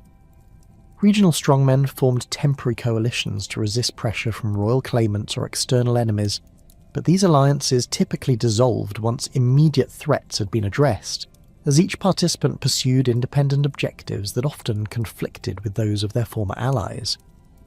The military campaigns that characterised this period of political fragmentation differed significantly from the large-scale operations that had marked Sitalces' reign, as competing authorities lacked the resources and organisational capabilities necessary to maintain major armies for extended periods. Instead, warfare consisted primarily of raids, sieges of individual strongholds, and skirmishes between relatively small forces that sought to achieve limited objectives rather than decisive strategic victories. The tactical innovations that had enabled Odrysian military success during the period of expansion continued to evolve during the civil wars, as competing commanders experimented with new approaches designed to maximise the effectiveness of smaller forces operating with limited resources. The integration of Greek military techniques with traditional Thracian warfare practices produced hybrid tactical systems that emphasised mobility, surprise, and the efficient use of available resources. The economic disruption caused by continuous warfare and political instability had devastating effects on the prosperity that had characterised the Odrysian territories during the height of the kingdom's power. Trade routes that had generated enormous revenues through customs duties and protection fees became unsafe for merchants, while agricultural production declined as farmers were recruited for military service or fled their lands to escape the destruction caused by competing armies. The mining operations in the Pangaeon Hills, which had provided the financial foundation for Odrysian expansion, suffered particularly severe disruption as control of the region shifted repeatedly between competing claimants and local strongmen. The sophisticated extraction and processing systems developed during previous decades required stable political conditions and substantial investments in equipment and labour that became impossible to maintain during periods of continuous conflict. The gradual decline of mining revenues and the collapse of systematic tribute collection created a financial crisis that forced all competing authorities to seek alternative sources of wealth and military support. The breakdown of centralised economic management had ripple effects throughout the region, as communities that had prospered through participation in the broader Odrysian economic system found themselves isolated and vulnerable to predatory raids by desperate military commanders seeking resources to maintain their forces. Against this backdrop of political chaos and economic decline, Cotys thus emerged from the eastern territories around 383 BC with a comprehensive strategy for reunifying the fragmented Odrysian domains. Unlike previous claimants who had focused primarily on military conquest and the elimination of rivals, Cotys possessed a sophisticated understanding of the administrative and economic foundations necessary for sustainable political authority. His approach to restoration combined traditional Thracian concepts of royal legitimacy with Greek organisational techniques and Persian administrative practices that he had observed during his youth as a hostage at the Persian court. The territorial base from which Cotys launched his reunification campaign encompassed the fertile river valleys between the Hebrus and Maritsa rivers, including several fortified settlements that had maintained their prosperity through careful neutrality during the worst phases of the civil wars. His initial supporters included tribal leaders who had grown weary of continuous conflict and recognised that political stability offered better prospects for economic recovery than the endless cycle of raids and counter-raids that had characterised the previous decades. Cotys distinguished himself from rival claimants through his systematic approach to territorial consolidation, which emphasised the restoration of administrative institutions and economic systems rather than merely the accumulation of military victories. His first major initiative involved the re-establishment of tribute collection systems in territories under his control, but with modifications that addressed some of the grievances that had contributed to regional resistance against centralised authority. The new tribute assessments were calculated more carefully according to actual productive capacity, while local communities received guarantees regarding the protection and services they could expect in exchange for their payments. The military reforms that Cotys implemented during the early phase of his restoration campaign reflected lessons learned from the failures of previous decades and incorporated innovations derived from his observations of Persian, Greek, and Macedonian military systems. The traditional Thracian emphasis on individual warrior prowess and cavalry mobility remained central to his forces, but these elements were integrated into more disciplined organisational structures that could sustain operations over extended periods while maintaining tactical flexibility. The professionalisation of the royal army under Cotys involved the establishment of permanent military units whose members received regular payments, standardised equipment, and systematic training that transformed them from seasonal warriors into career soldiers. These professional forces formed the core of Cotys's military capabilities, providing reliable units that could be deployed according to strategic requirements rather than the seasonal and political constraints that had limited traditional Thracian military operations. The recruitment of Greek mercenaries represented a significant expansion of policies that had been initiated during earlier phases of Odrysian development, but Cotys implemented these arrangements with greater systematic attention to issues of integration, command structure, and long-term sustainability. The Greek mercenaries who entered Odrysian service during his reign came primarily from regions that had been devastated by the continuing conflicts between Greek city-states, including veterans of campaigns in Sicily, Asia Minor, and Egypt, who possessed extensive experience with diverse military systems and tactical approaches. The integration of Greek military expertise into Odrysian forces required careful attention to cultural and organisational challenges that could undermine military effectiveness if not properly managed. Cotys established separate command structures for Greek and Thracian units, while creating mechanisms for tactical coordination that allowed both groups to operate according to their strengths without compromising overall strategic objectives. Greek officers typically commanded siege operations and provided technical expertise for complex military engineering projects, while Thracian commanders retained authority over cavalry operations and campaigns in difficult terrain where traditional Thracian military advantages remained decisive. The development of siege warfare capabilities under Cotys represented perhaps the most significant military innovation of his reign, as the ability to capture fortified positions proved essential for the systematic reunification of territories that had been fragmented among numerous local strongmen.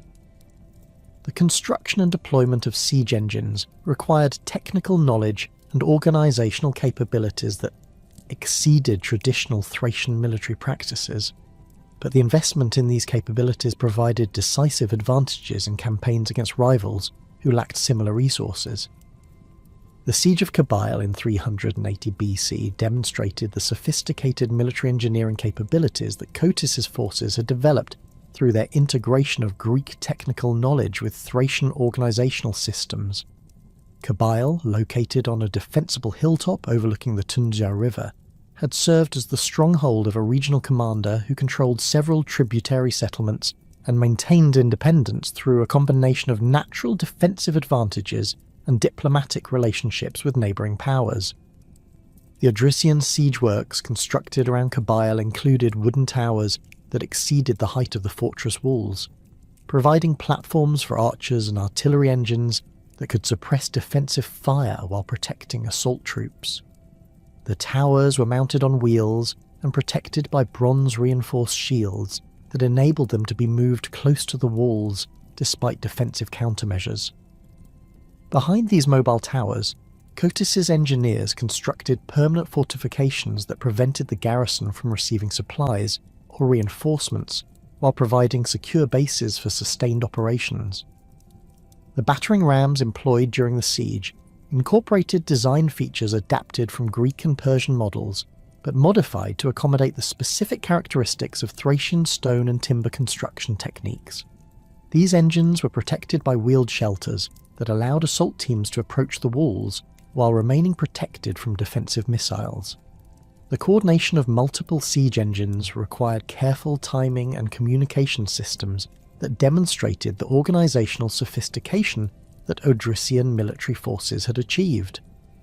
The tunnel systems that Cotys's engineers excavated beneath Kabyle's walls represented the most technically challenging aspect of the siege operations, requiring knowledge of soil conditions, structural engineering, and the placement of wooden supports that could be burned to collapse sections of the defensive walls. The tunnelling operations were conducted simultaneously at multiple points around the fortress perimeter, forcing the defenders to divide their attention and resources while creating multiple potential breach points that complicated defensive planning. The successful capture of Kabyle after a siege lasting 4 months provided Cotys with a strategic stronghold that controlled river traffic and overland routes throughout the central Thracian territories. More importantly, the systematic and professional conduct of the siege operations demonstrated to other regional strongmen that Cotys possessed the military capabilities necessary to overcome any fortified position, encouraging negotiated submissions that could have avoided the costs and uncertainties of prolonged resistance. The diplomatic strategies that Cotys employed during his reunification campaigns reflected sophisticated understanding of the complex political dynamics that had emerged during the period of fragmentation. Rather than attempting to eliminate all rival claimants through military action, he offered terms that allowed defeated opponents to retain positions of authority within a restored centralised system, provided they acknowledged his supremacy and contributed to the collective defence of Odrysian territories. These negotiated settlements required careful attention to issues of honour, compensation, and future security that could satisfy former rivals while establishing clear hierarchies of authority that prevented future conflicts. Cotys typically allowed defeated commanders to retain control over their immediate territories, while accepting appointments as royal governors responsible to the central administration. This system preserved local knowledge and established relationships while creating institutional mechanisms for central oversight and coordination. The restoration of diplomatic relationships with Greek city-states represented a crucial component of Cotys' strategy for re-establishing Odrysian power and international recognition. The period of political fragmentation had severely damaged the kingdom's reputation and credibility, as Greek cities had experienced the consequences of dealing with multiple competing authorities who might promise protection or commercial arrangements that they lacked the power to deliver or maintain. The complex international situation during the early 4th century BC provided both challenges and opportunities for Odrysian diplomatic initiatives, as the Greek world remained divided by conflicts between Athens, Sparta, and the rising power of Thebes, while Macedonia, under Amyntas III, faced internal instability and external pressures that limited its ability to intervene effectively in Thracian affairs. The Persian Empire, despite its defeats in Greece during the previous century, remained a significant factor in regional politics through its financial resources and diplomatic influence. Cotys' diplomatic approach emphasised the restoration of Odrysian reliability and the kingdom's capacity to fulfil its commitments to allies and trading partners. His envoys to Greek cities carried documentation demonstrating the extent of territories under royal control and the military resources available to support diplomatic agreements. These diplomatic missions also included displays of Odrysian wealth, through gifts of gold and silver objects that demonstrated both the kingdom's prosperity and the sophisticated craftsmanship available in royal workshops. The commercial agreements that Cotys negotiated with Greek coastal cities reflected mutual recognition of the benefits that could result from stable political relationships and predictable trading conditions. The Greek cities required access to Thracian grain, livestock, and raw materials, while Thracian territories needed Greek-manufactured goods, wine, and technical expertise that could support economic development and military modernization. The cultural developments that characterized Cotys' reign reflected both the international influences that had shaped his personal development and the practical requirements of governing territories that included diverse populations with different traditions and expectations. The adoption of Greek artistic styles in royal contexts served multiple functions, demonstrating cultural sophistication to Greek diplomatic audiences, while providing models for local artisans who produced objects for royal and noble patrons throughout the kingdom. The introduction of systematic coinage under Cotys represented a fundamental transformation in Odrysian economic organisation that facilitated commercial transactions while projecting royal authority throughout the territories. The silver coins produced in royal mints featured standardised designs that combined traditional Thracian symbols with Greek artistic techniques, creating distinctive currency that could be recognised and accepted throughout the region, while maintaining cultural identity and political legitimacy. The royal mint established at the restored capital near Plovdiv employed Greek technical specialists who provided expertise in metallurgy, die cutting, and quality control systems that ensured the purity and consistency of Odrysian coinage. The production process required sophisticated coordination of mining operations, metal processing, artistic design, and distribution systems that demonstrated the administrative capabilities that the restored kingdom had developed. The architectural projects undertaken during Kotys's reign reflected both practical requirements for administrative facilities and ceremonial spaces, as well as cultural ambitions that emphasized the sophistication and permanence of restored Odrysian power. The reconstruction of the royal court complex incorporated Greek architectural principles while maintaining Thracian spatial concepts and decorative traditions that preserved cultural authenticity within international artistic frameworks. The Great Hall that served as the ceremonial centre of the royal court was expanded to accommodate larger gatherings and more elaborate ceremonies that reflected the increased scale and complexity of the restored kingdom. The architectural design incorporated Greek column systems and stone construction techniques while maintaining the central hearth and elevated throne platform that characterised traditional Thracian royal architecture. The walls were decorated with frescoes that depicted royal hunting scenes, military victories, and religious ceremonies using artistic techniques derived from Greek models but adapted to Thracian cultural themes and symbolic systems. The restoration achieved under Kotys I proved fragile in the face of new challenges emerging from Macedonia, where a young prince named Philip II had begun implementing military and political reforms that would fundamentally alter the balance of power throughout the Balkans. The assassination of Kotys in 359 BC, orchestrated by Greek agents seeking to prevent closer ties between the Odrysian Kingdom and Athens, created a succession crisis that coincided precisely with Philip's accession to the Macedonian throne. This timing proved catastrophic for Thracian independence, as the kingdom's internal divisions provided opportunities for systematic Macedonian expansion that Philip exploited with ruthless efficiency. The immediate aftermath of Kotys's death witnessed the familiar pattern of competing claimants dividing the kingdom's territories among themselves. Sessobleptes, the legitimate heir, controlled the central regions around the traditional royal capital, while his half-brothers Berhisides and Amadokos established independent authority over the eastern and western territories respectively. This tripartite division recreated the conditions of weakness that had characterized earlier periods of Odrysian fragmentation, but the external threat posed by Philip's Macedonia represented a qualitatively different challenge than previous Greek or barbarian enemies. Philip II possessed military capabilities and strategic vision that exceeded anything the Thracians had previously encountered. His innovations in infantry tactics, siege warfare, and military engineering had transformed the Macedonian army from a traditional Greek militia into a professional fighting force capable of sustained operations across vast territories.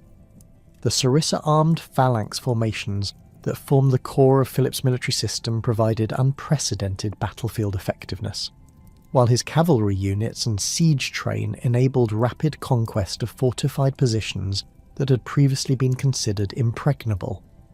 The Macedonian military machine that Philip deployed against Thracian territories operated according to strategic principles that emphasized systematic territorial conquest, rather than the raiding and tribute extraction that had characterized earlier Greek interventions in Thracian affairs.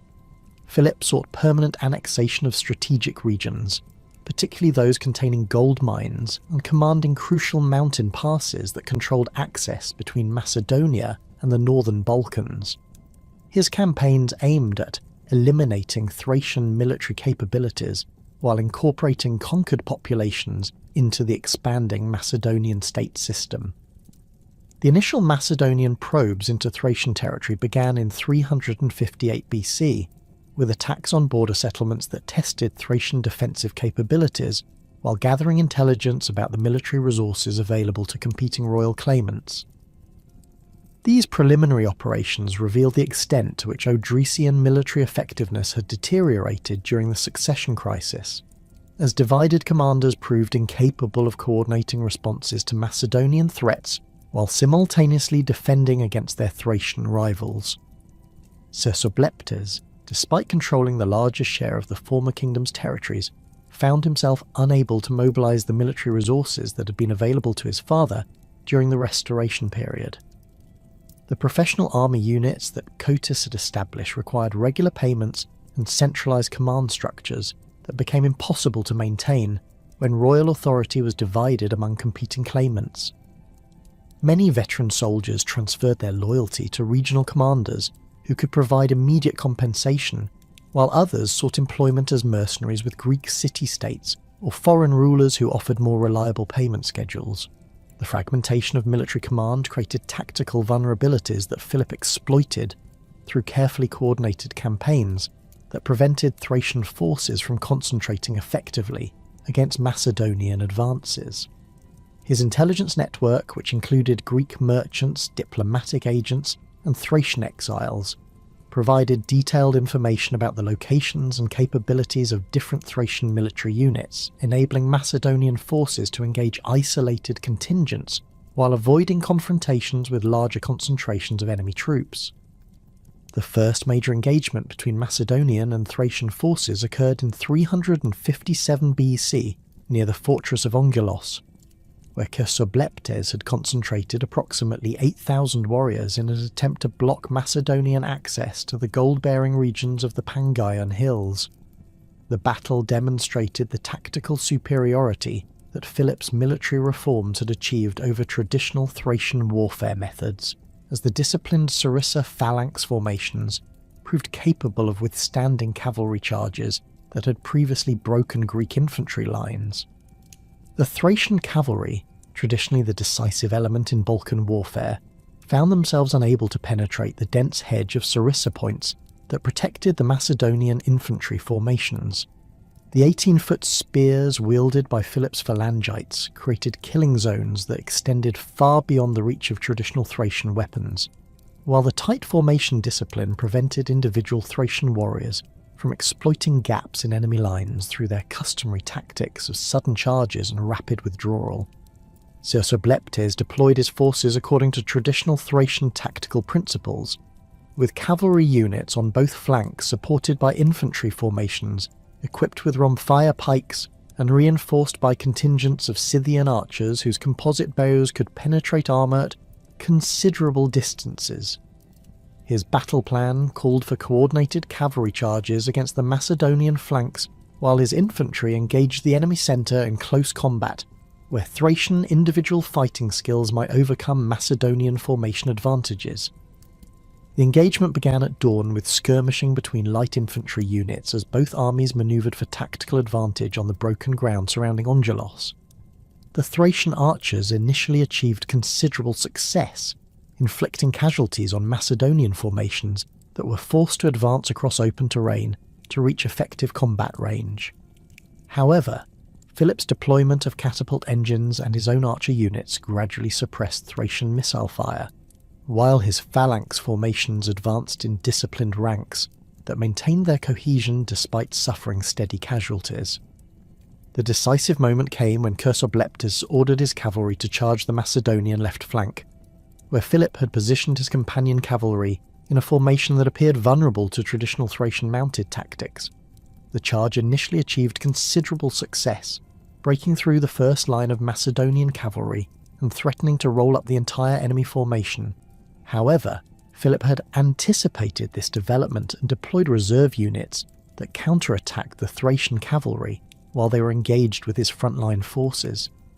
The Macedonian counterattack, led by Philip personally at the head of his elite companion cavalry, struck the Thracian mounted units while they were attempting to exploit their initial breakthrough. The superior armour and weapons of the Macedonian cavalry, combined with their disciplined formation fighting, proved decisive in close combat against Thracian warriors who had become separated from their supporting units during the charge. Within an hour of fierce fighting, the Thracian cavalry had been scattered or destroyed. leaving Cursobleptes' infantry formations exposed to coordinated attacks from multiple directions. The collapse of Thracian resistance at Angelos opened the entire Pangaian Hills region to Macedonian occupation, providing Philip with control over the gold mines that had funded Odrysian power for generations. The systematic exploitation of these mining operations under Macedonian administration generated enormous revenues that funded further military expansion while depriving Thracian rulers of the financial resources necessary to maintain effective resistance. The loss of the Pangaian Hills represented a strategic catastrophe from which the Odrysian Kingdom would never fully recover. Philip's occupation of the gold mining regions involved the implementation of administrative systems that demonstrated the sophisticated governmental capabilities that Macedonia had developed under his leadership. Unlike previous conquerors who had contented themselves with tribute extraction, Philip established permanent administrative structures that integrated conquered territories into the expanding Macedonian state system.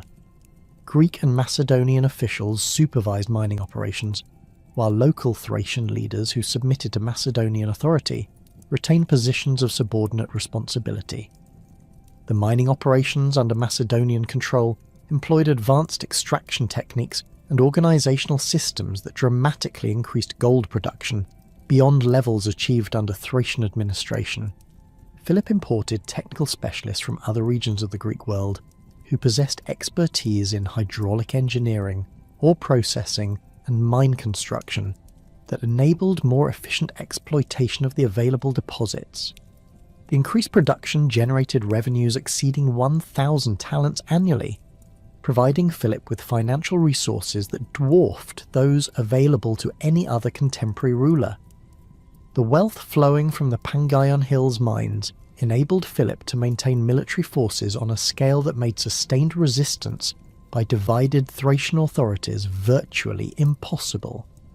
The Macedonian army that emerged from these financial resources included not only the core phalanx formations and companion cavalry that had achieved initial victories, but also extensive siege trains, engineering units, and logistical systems that could support operations across vast territories for extended periods. Cursobleptes attempted to compensate for his military disadvantages through diplomatic initiatives that sought to create a coalition of Greek city-states willing to support Thracian resistance against Macedonian expansion. His envoys travelled to Athens, where they found receptive audiences among political leaders who recognised that Philip's growing power threatened Athenian interests throughout the northern Aegean. The Athenian assembly voted to provide military assistance to Cursobleptes, including a force of 2,000 hoplites and financial subsidies designed to enable continued Thracian resistance. The Athenian intervention in Thracian affairs reflected broader strategic concerns about Macedonian expansion and its implications for Athenian commercial and political interests throughout the region. Athens depended on grain imports from the Black Sea region that travelled through territories now threatened by Philip's advances, while Athenian colonies along the Thracian coast faced increasing pressure from Macedonian forces that could disrupt established trade networks and political relationships. The military assistance that Athens provided to Cursobleptes included not only troops and financial support, but also technical advisors who possessed expertise in siege warfare and fortification construction that might enable Thracian forces to resist Macedonian advances more effectively. Athenian engineers supervised the construction of improved fortifications at key strongholds throughout Cursobleptes' territories, while military instructors provided training in formation fighting and coordinated tactics that might counter Macedonian tactical advantages. However, the Athenian commitment to Thracian resistance proved limited in scope and duration, as domestic political considerations and competing strategic priorities prevented sustained military intervention on the scale necessary to challenge Macedonian power effectively. The Athenian forces deployed in Thracian territories operated under strict limitations regarding their employment, with commanders instructed to avoid major engagements that might result in heavy casualties or create commitments that exceeded Athenian capabilities. Philip responded to Athenian intervention with characteristic strategic sophistication, implementing policies designed to isolate Cersobleptes diplomatically while demonstrating the futility of resistance to potential allies. His agents worked systematically to undermine Athenian influence throughout the region by offering more favourable terms to Greek coastal cities that abandoned their Athenian connections in favour of accommodation with expanding Macedonian power. The siege of Perinthus in 340 BC demonstrated both the military capabilities that Philip could deploy against fortified positions and the limitations that geographic and logistical factors imposed on Macedonian operations in coastal regions where enemy naval power could provide effective support to besieged garrisons. Perinthus, located on a peninsula extending into the Propontis, possessed natural defensive advantages that were enhanced by massive stone fortifications constructed according to the latest Greek engineering principles. The Macedonian siege works constructed around Perinthus represented the most sophisticated military engineering project that Philip had undertaken to that point in his career. The siege lines extended across the narrow neck of the peninsula, cutting off land communications while leaving the defenders dependent on naval supply lines that proved vulnerable to interdiction by Macedonian naval forces operating from captured bases along the Thracian coast. Philip's siege engines included towers exceeding 120 feet in height that provided platforms for artillery weapons capable of suppressing defensive fire while protecting assault troops advancing against the walls. The construction of these towers required enormous quantities of timber that had to be transported from inland forests, while their operation demanded technical expertise and coordination that demonstrated the engineering capabilities that the Macedonian army had developed. The battering rams employed against Perinthus incorporated bronze-reinforced heads, weighing several tons that could deliver devastating impacts against stone fortifications. These engines operated from within protective shelters that allowed assault teams to approach the walls while remaining protected from defensive missiles. The coordination of multiple battering rams attacking different sections of the defensive perimeter forced the garrison to divide their attention and resources while creating multiple potential breach points. The tunnel systems that Macedonian engineers excavated beneath Perinthus's walls represented perhaps the most technically challenging aspect of the siege operations. The rocky ground and proximity to sea level created drainage problems that required sophisticated solutions, while the defenders' countermining efforts led to underground battles fought in narrow tunnels where traditional military advantages became irrelevant. Despite these extensive siege works and the commitment of enormous resources over a period of several months, Philip ultimately failed to capture Perinthus due to effective naval support provided by Athens and other Greek cities concerned about Macedonian expansion. The failure demonstrated that Macedonian power, while formidable on land, remained vulnerable to coordinated resistance that could exploit geographic advantages and naval superiority. The unsuccessful siege of Perinthus marked a turning point in Philip's approach to Thracian conquest, as he recognised that direct assault on heavily fortified coastal positions supported by Greek naval power exceeded his current capabilities. Instead, he shifted his strategy toward the systematic conquest of inland territories that could be isolated from external support, while providing the agricultural and mineral resources necessary to support continued expansion. The campaign against the interior strongholds controlled by Cersobleptes and his remaining allies proceeded according to different tactical and strategic principles that emphasized rapid movement, economic warfare, and the systematic elimination of Thracian military capabilities. Philip's forces advanced along multiple axes that prevented enemy forces from concentrating effectively, while disrupting agricultural production and trade networks that supported Thracian resistance. The capture of key river crossings and mountain passes enabled Macedonian forces to control movement throughout the central Thracian territories, while preventing coordination between scattered Thracian strongholds. The systematic destruction of grain stores and livestock herds created supply shortages that weakened garrison forces, while demonstrating to local populations the futility of continued resistance against Macedonian power. The siege of Kabyle in 342 BC represented the culmination of Philip's systematic campaign against the remaining centres of Thracian resistance.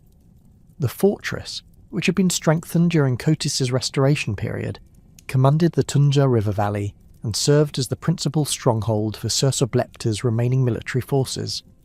The capture of Kabyle would effectively eliminate organised Thracian resistance while providing Philip with control over the strategic routes connecting Macedonia with the Danube region.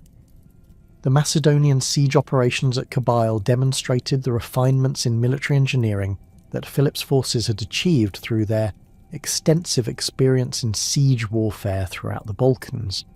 The siege works included multiple lines of circumvallation that prevented relief attempts while protecting the besieging forces from sorties by the garrison. The construction of these fortifications required careful attention to the terrain features surrounding Kabyle, as the fortress's hilltop position provided natural advantages that had to be neutralised through systematic engineering approaches.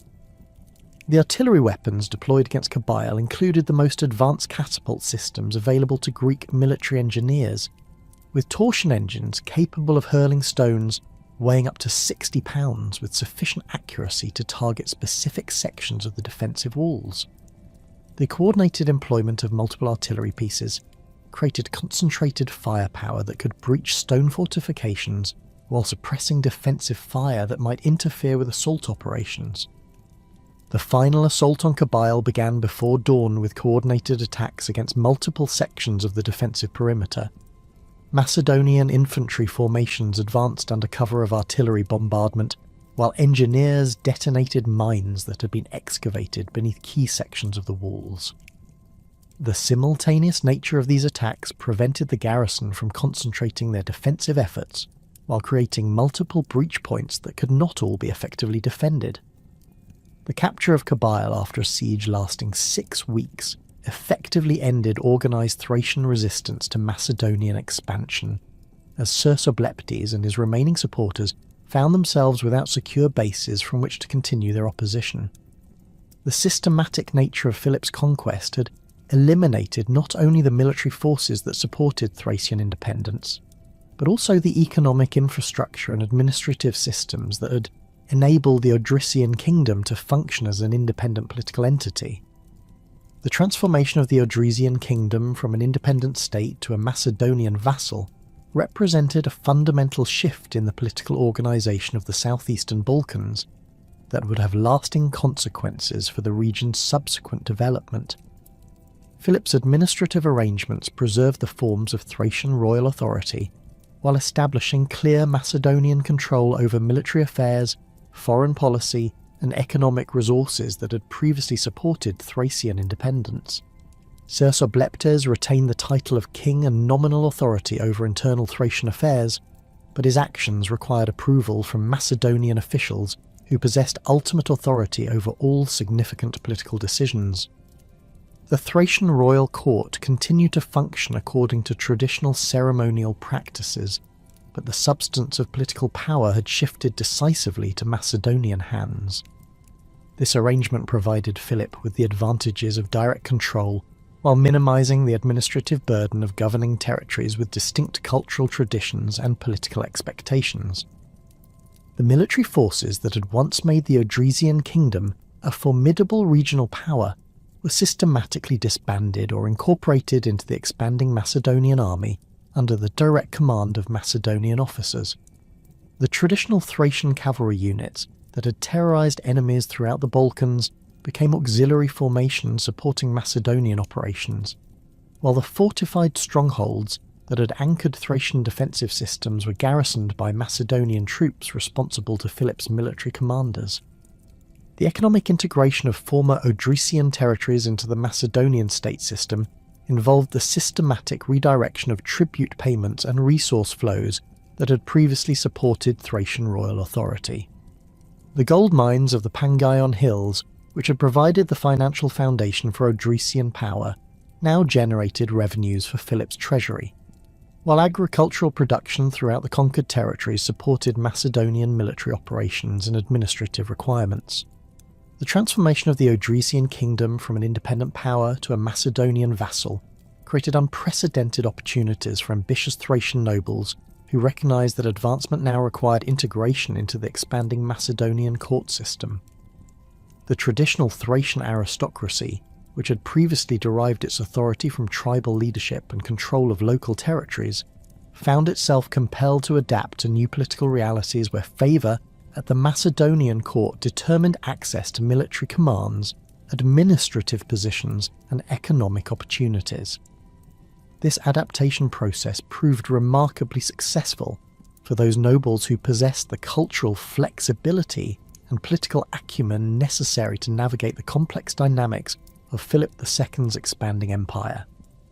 The Macedonian court system under Philip II and subsequently Alexander III operated according to principles that combined traditional Macedonian customs with administrative practices borrowed from Persian and Greek models.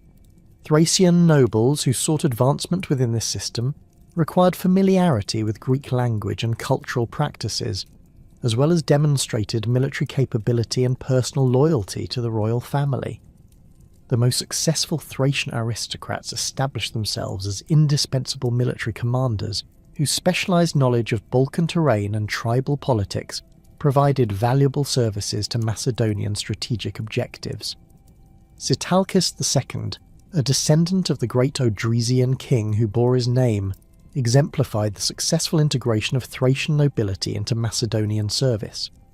His intimate knowledge of the mountain passes and river valleys throughout the central Balkans made him invaluable during Philip's campaigns against the Illyrians and other tribal confederations that threatened Macedonian security. His cavalry units, composed primarily of Thracian warriors who had transferred their loyalty from the old royal house to the new Macedonian overlords, provided reconnaissance capabilities and rapid strike forces that complemented the heavy infantry formations that formed the core of Macedonian military power. The adaptation of Thracian military traditions to Macedonian strategic requirements involved significant modifications in equipment, tactics, and organizational structure that preserved essential capabilities while integrating them into larger operational frameworks. Traditional Thracian cavalry retained their mobility and individual fighting skills, but operated under Macedonian command structures that emphasized coordination with infantry formations and artillery units. The curved swords and javelins that had characterized Thracian equipment for centuries were supplemented with standardized armor and weapons produced in Macedonian armories according to specifications that ensured compatibility with broader military systems. The recruitment of Thracian warriors for Alexander's eastern campaigns represented the culmination of the integration process that had begun under Philip II. Alexander recognized that the diverse terrain and climatic conditions he would encounter during his conquest of the Persian Empire required military capabilities that exceeded those provided by traditional Macedonian and Greek forces. Thracian cavalry units possessed experience in desert warfare, mountain operations, and river crossings that proved invaluable during campaigns in regions where conventional Greek military wisdom provided inadequate guidance. The Thracian contingents that accompanied Alexander to Asia numbered approximately 7,000 cavalry and 5,000 infantry, representing a substantial portion of the military resources that had previously supported Odrysian independence. These forces were organized into units commanded by Thracian nobles who had demonstrated their loyalty to the Macedonian royal house while maintaining the respect and obedience of their traditional followers. The preservation of Thracian command structures within the broader Macedonian army reflected Alexander's sophisticated understanding of the cultural and psychological factors that determined military effectiveness. The performance of Thracian units during Alexander's eastern campaigns demonstrated their continued military excellence while highlighting the adaptability that had enabled their successful integration into Macedonian service. At the Battle of Gaugamela in 331 BC, Thracian cavalry units operating on the Macedonian left wing played crucial roles in countering Persian cavalry charges that threatened to overwhelm Alexander's formations. Their ability to engage in individual combat while maintaining unit cohesion provided tactical flexibility that proved decisive during the fluid phases of the engagement, when traditional formation fighting became impossible. The siege operations that characterized much of Alexander's eastern campaign provided opportunities for Thracian military engineers to demonstrate capabilities that had been developed during centuries of fortress warfare in the Balkans. The rocky terrain and sophisticated fortifications encountered in regions such as Sogdiana and Bactria presented challenges similar to those that Thracian forces had faced during their own territorial expansion. Thracian specialists in tunnel warfare, mountain climbing, and the construction of siege works proved invaluable during operations against strongholds that resisted conventional assault techniques. The administrative positions that successful Thracian nobles obtained within Alexander's expanding empire reflected both their military capabilities and their cultural adaptability. Lysimachos, whose Thracian origins provided him with valuable insights into Balkan political dynamics, received appointment as one of Alexander's bodyguards, and subsequently governed territories in Asia Minor, where his experience with diverse populations and complex tribal relationships proved essential for maintaining stability. His success demonstrated that Thracian aristocrats could compete effectively with Macedonian and Greek rivals for the highest positions within the imperial administration. The wealth and prestige that Thracian nobles acquired through service in Alexander's campaigns provided them with resources and connections that would prove crucial during the subsequent period of political fragmentation following Alexander's death. Veterans returning from the eastern campaigns brought with them not only personal wealth accumulated through shares of plunder and royal gifts, but also knowledge of administrative techniques, military innovations, and diplomatic practices that had been developed throughout the vast territories of Alexander's empire. The wars of the Diadochi that erupted following Alexander's death in 323 BC created opportunities for ambitious Thracian leaders to exploit the conflicts between Alexander's successors while pursuing their own objectives of restored independence and territorial expansion. The division of Alexander's empire among competing generals provided Thracian nobles with potential allies and sources of support, while the withdrawal of substantial Macedonian military forces to other theatres reduced the immediate constraints on Thracian political autonomy. Lysimachos emerged as the most significant Thracian beneficiary of the post-Alexander political situation, receiving control of Thrace and portions of Asia Minor in the initial division of territories among the Diadochi. His appointment reflected recognition of his military capabilities and administrative experience, but also acknowledged the practical reality that effective control of Thracian territories required leadership that could command the loyalty of local populations and tribal groups. Lysimachos possessed both the cultural credibility and political connections necessary to maintain stability in regions that might otherwise have required substantial military occupation forces.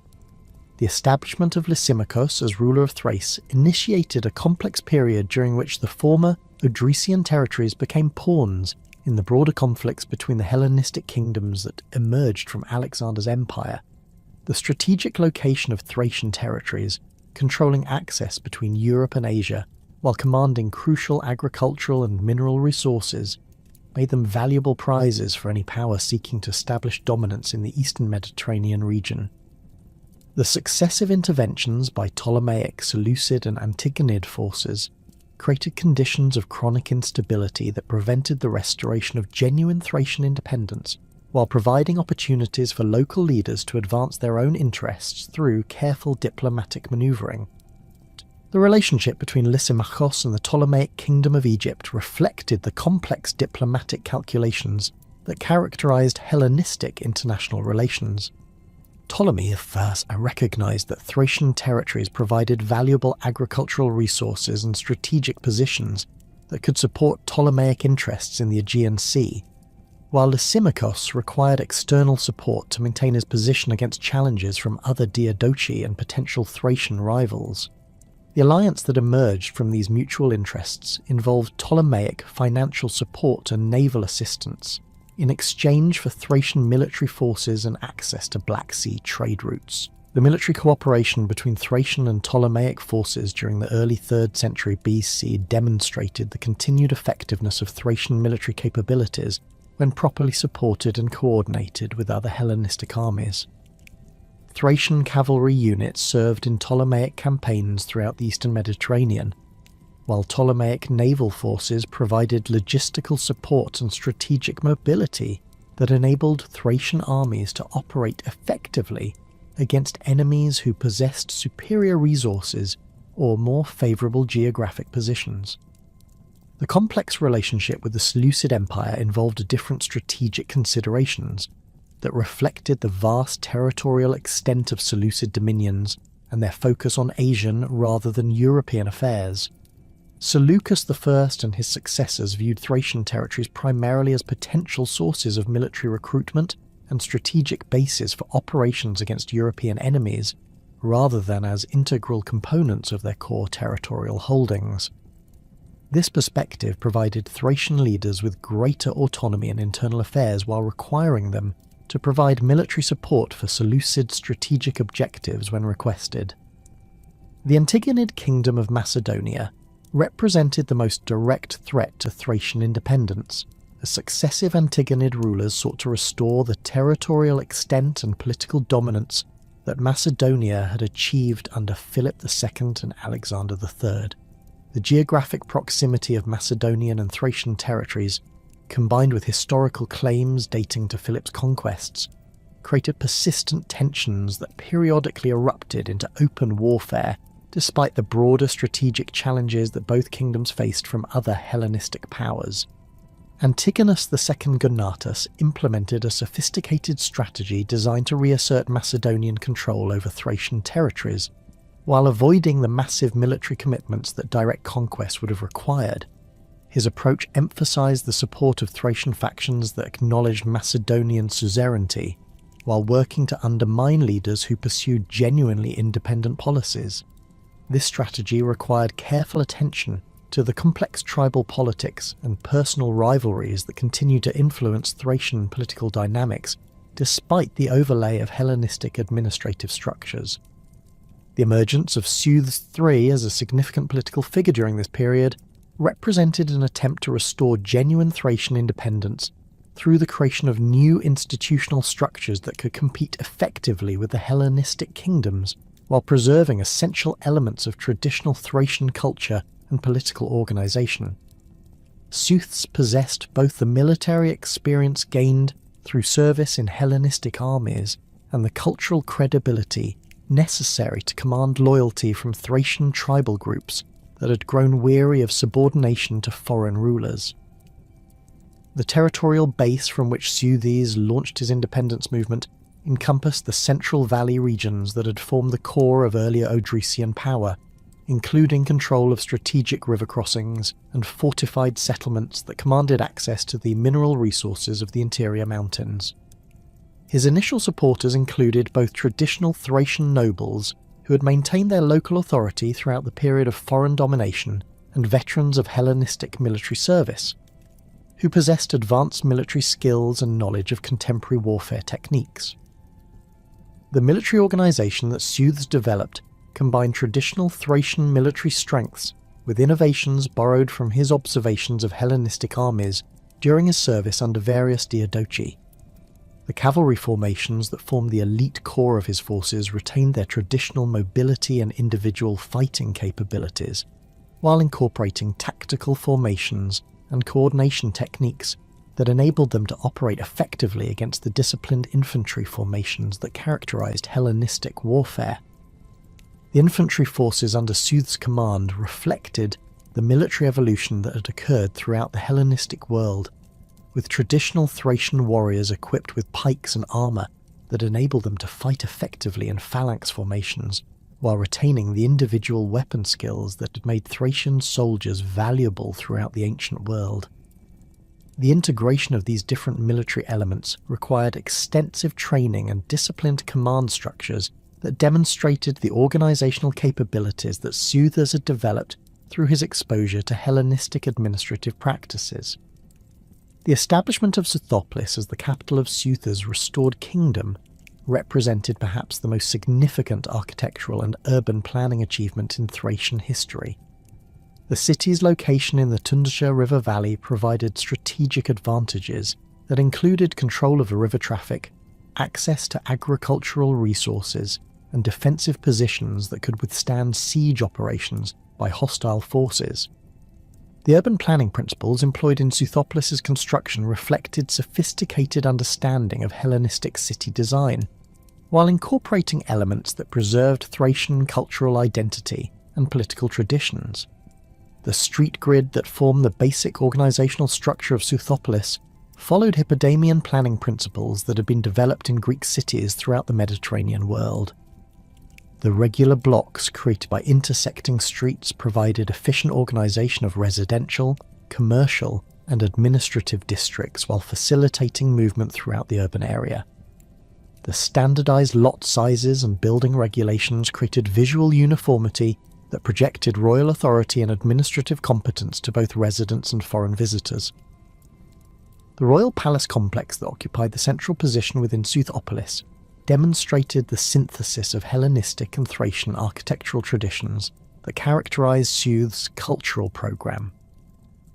The main audience hall featured Greek column systems and stone construction techniques while maintaining the central hearth and elevated throne platform that were essential elements of traditional Thracian royal architecture. The surrounding residential quarters provided accommodations for the royal family, court officials, and visiting dignitaries according to standards that reflected both practical requirements and ceremonial expectations. The religious precinct adjacent to the royal palace included temples dedicated to both traditional Thracian deities and Greek gods, whose worship had been adopted by the Thracian aristocracy during the period of Macedonian domination. The Temple of the Thracian Rider, the heroic horseman who represented the ideal of warrior nobility in Thracian mythology, occupied the most prominent position within the sacred area. The building's design incorporated Greek architectural elements, while maintaining symbolic features that reinforced traditional Thracian religious beliefs and royal legitimacy. The commercial district of Southopolis included workshops, warehouses, and market facilities that supported both local economic activities and long-distance trade relationships that connected the restored kingdom with commercial networks throughout the Hellenistic world. The standardized weights and measures employed in these commercial facilities reflected Hellenistic practices that facilitated trade relationships, while the decorative motifs and architectural details preserved Thracian cultural identity within international commercial contexts.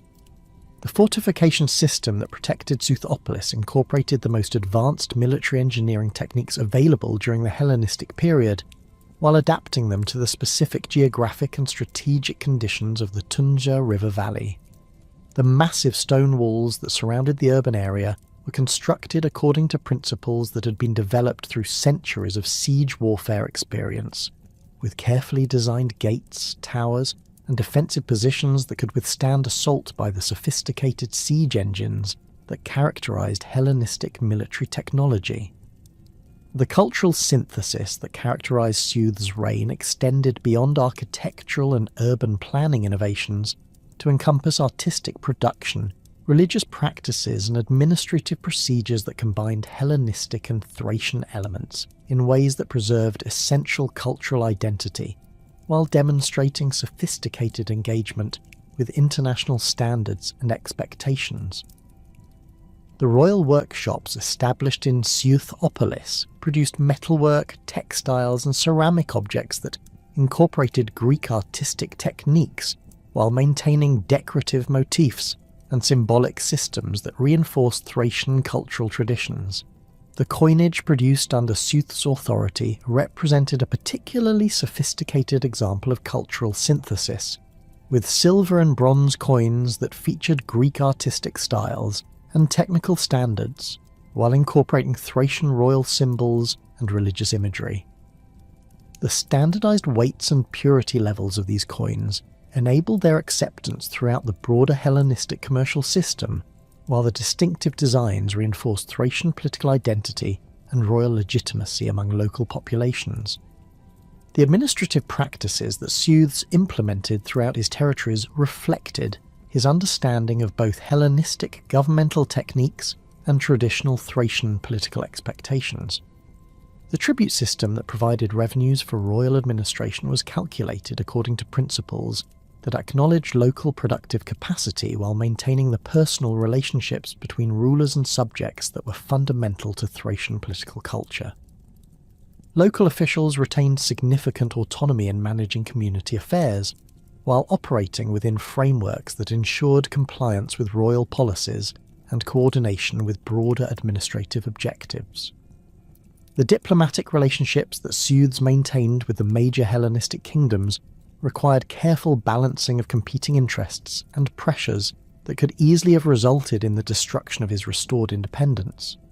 His envoys to the Ptolemaic, Seleucid and Antigonid courts possessed the linguistic skills and cultural knowledge necessary to conduct negotiations according to Hellenistic diplomatic protocols, while advancing specifically Thracian interests that might conflict with the strategic objectives of their more powerful neighbours.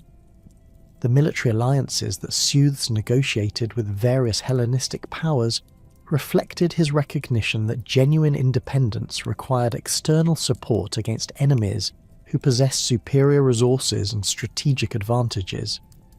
These alliances typically involved commitments to provide Thracian military forces for specific campaigns in exchange for recognition of Thracian territorial integrity and political autonomy. The careful limitation of these commitments prevented Sueves from becoming completely dependent on any single ally while maintaining sufficient external support to deter potential aggressors.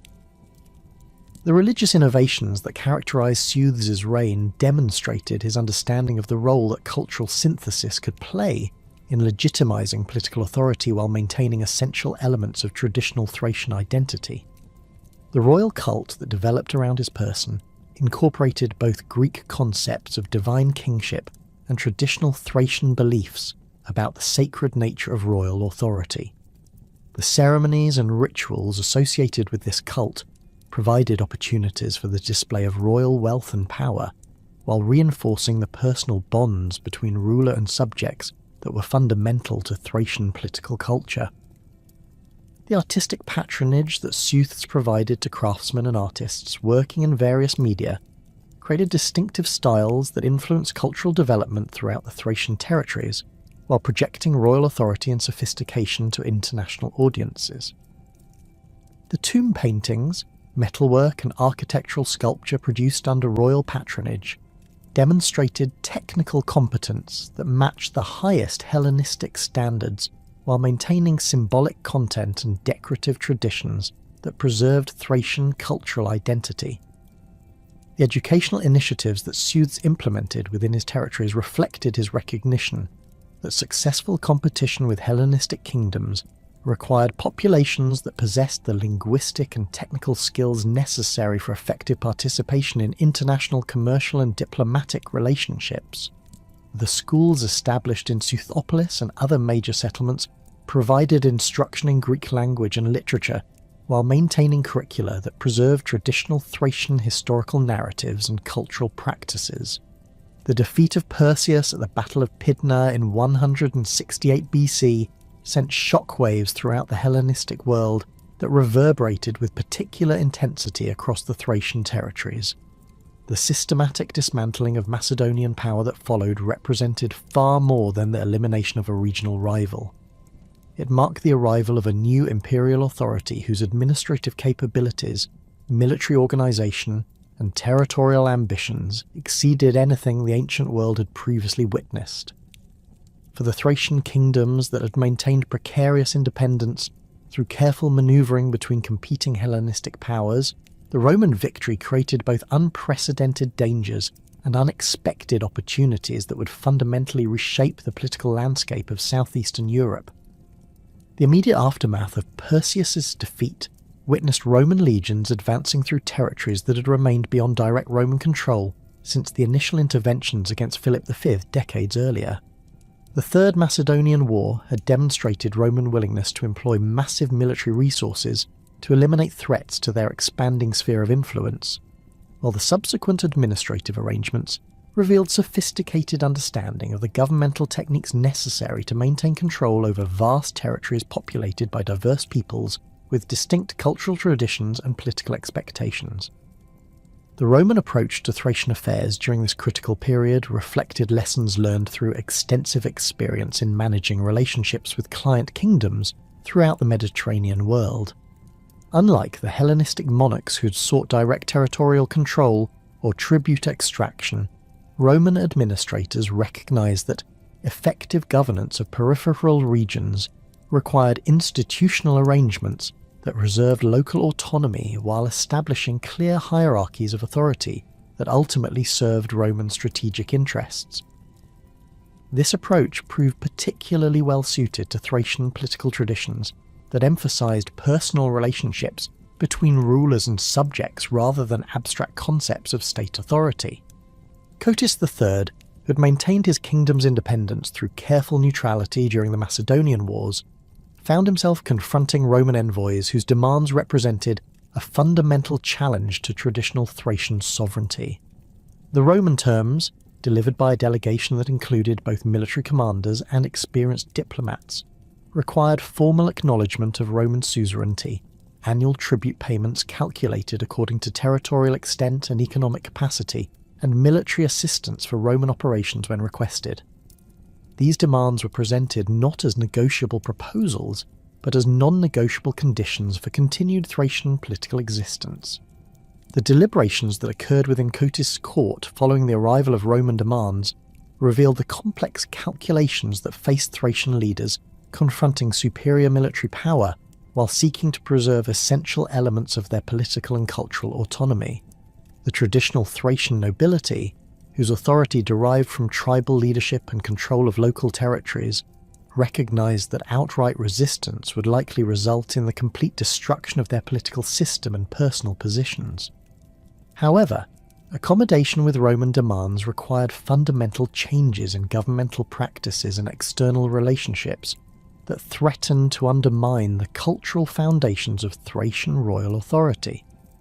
The military realities that influenced these political calculations were starkly apparent to anyone familiar with Roman capabilities as demonstrated during the recent Macedonian campaigns.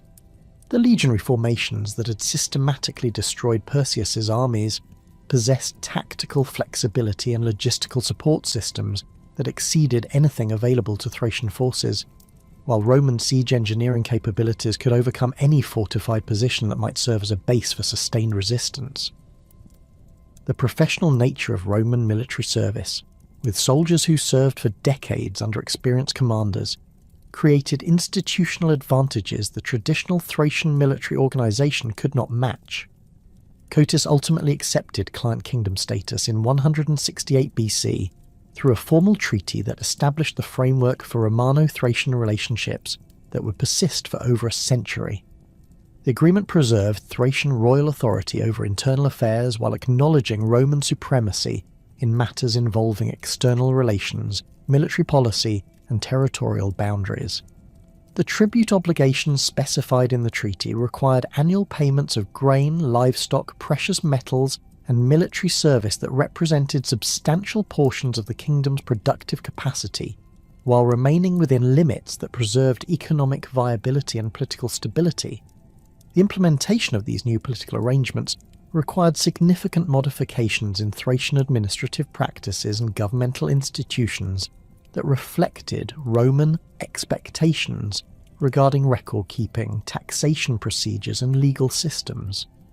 Roman advisors, typically drawn from the ranks of experienced provincial administrators, provided technical assistance in developing bureaucratic capabilities that could manage the complex requirements of client kingdom obligations while maintaining the cultural authenticity necessary for effective governance of Thracian populations.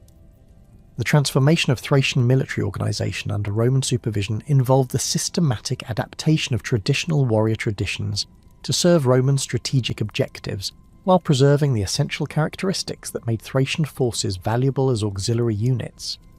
The cavalry formations that had been the pride of Thracian armies for centuries were reorganised, according to Roman specifications that standardised equipment, training procedures and command structures while maintaining the mobility and individual fighting skills that had made Thracian horsemen legendary throughout the ancient world. The recruitment procedures established under Roman oversight created systematic methods for identifying and training Thracian warriors who possessed the physical capabilities and cultural background necessary for effective military service. These procedures emphasized the selection of young men from families with established military traditions, while providing training that combined traditional Thracian weapon skills with Roman tactical formations and disciplinary standards. The resulting auxiliary units possessed combat effectiveness that exceeded traditional Thracian military capabilities, while serving Roman strategic requirements in regions where local knowledge and specialized skills provided decisive advantages. The integration of Thracian auxiliary forces into Roman military operations required careful attention to cultural sensitivities and command relationships that could undermine effectiveness if not properly managed. Roman commanders learned to employ Thracian units according to their strengths in reconnaissance, rapid movement, and individual combat, while providing the logistical support and tactical coordination that enabled them to operate effectively within larger Roman strategic frameworks. The success of these arrangements was demonstrated during subsequent Roman campaigns in regions where Thracian military expertise proved invaluable for achieving strategic objectives. The economic transformations that accompanied the establishment of client kingdom status involved fundamental changes in trade patterns, resource exploitation, and wealth distribution that reflected Roman commercial interests, while providing opportunities for Thracian merchants and craftsmen who could adapt to new market conditions. The tribute obligations that form the backbone of Romano-Thracian relationships required systematic exploitation of agricultural and mineral resources on scales that exceeded traditional Thracian economic organisation, creating demands for improved transportation systems, processing facilities, and administrative coordination. The development of road networks connecting Thracian territories with Roman commercial and military systems represented one of the most significant infrastructure investments of this period. Roman engineering techniques, applied to the challenging terrain of the Balkan interior, created transportation routes that could support heavy military traffic while facilitating commercial activities that had previously been limited by inadequate communications. The construction of these roads required enormous investments in labour and materials that demonstrated Roman commitment to the long-term integration of Thracian territories into their expanding imperial system. The mining operations that had provided the financial foundation for Thracian independence underwent systematic expansion and rationalisation under Roman supervision that dramatically increased production while creating new forms of economic dependence. Roman technical specialists introduced advanced extraction techniques, improved processing methods, and standardised quality control systems that enabled more efficient exploitation of gold and silver deposits throughout the Pangaion Hills and other mineral-bearing regions. The increased production generated revenues that supported Roman administrative costs, while providing Thracian rulers with the resources necessary to maintain their governmental apparatus and military obligations. The agricultural developments that occurred during this period reflected both Roman demands for tribute payments and the opportunities created by access to broader Mediterranean markets for Thracian products. The systematic cultivation of grain crops required improvements in farming techniques, storage facilities, and transportation systems that transformed rural economic organisation throughout the Thracian territories. Roman agricultural specialists provided technical assistance in crop selection, field management, and harvest procedures that increased productivity while creating surplus production that could support both tribute obligations and commercial exports. The urban development that characterised this period demonstrated the synthesis of Roman planning principles with Thracian cultural traditions and practical requirements. Existing settlements were expanded and improved according to Roman specifications that emphasised public facilities, commercial districts, and defensive capabilities while preserving the essential characteristics that maintained their identity as Thracian communities. New settlements established during this period incorporated Roman architectural techniques and urban planning concepts while adapting them to local conditions and cultural expectations. The legal system modifications that accompanied client kingdom status required the integration of Roman legal principles with traditional Thracian customs and judicial procedures in ways that preserved essential cultural practices while ensuring compliance with Roman expectations regarding property rights, commercial transactions, and criminal justice. Roman legal advisors worked with Thracian officials to develop hybrid systems that could address the complex legal issues arising from increased commercial activity and cross-cultural interactions, while maintaining the legitimacy necessary for effective governance. The religious accommodations that characterized Romano-Thracian relationships reflected Roman tolerance for local customs, combined with expectations regarding public acknowledgement of Roman authority and divine favour. Traditional Thracian religious practices continued largely unchanged in local contexts, while public ceremonies and official religious observances incorporated elements that recognized Roman political supremacy and divine protection. This synthesis created religious frameworks that satisfied both Roman political requirements and Thracian cultural needs, without generating the conflicts that might have undermined political stability. The succession crisis that erupted following Cotys III's death in 156 BC revealed the inherent instabilities that client kingdom arrangements created when traditional legitimacy principles conflicted with Roman political interests. Multiple claimants to the Thracian throne possessed valid arguments based on traditional succession practices, but their relative merits from Roman perspectives depended on factors including demonstrated loyalty, administrative competence, and willingness to maintain policies that served Roman strategic objectives, rather than purely Thracian interests. Diagoras emerged as the Roman preferred candidate through a combination of political acumen, military capability, and demonstrated understanding of the requirements for successful client kingdom governance. His previous experience as a military commander in Roman auxiliary forces provided him with intimate knowledge of Roman administrative practices and strategic priorities, while his family connections within traditional Thracian nobility ensured the cultural credibility necessary for effective governance of Thracian populations.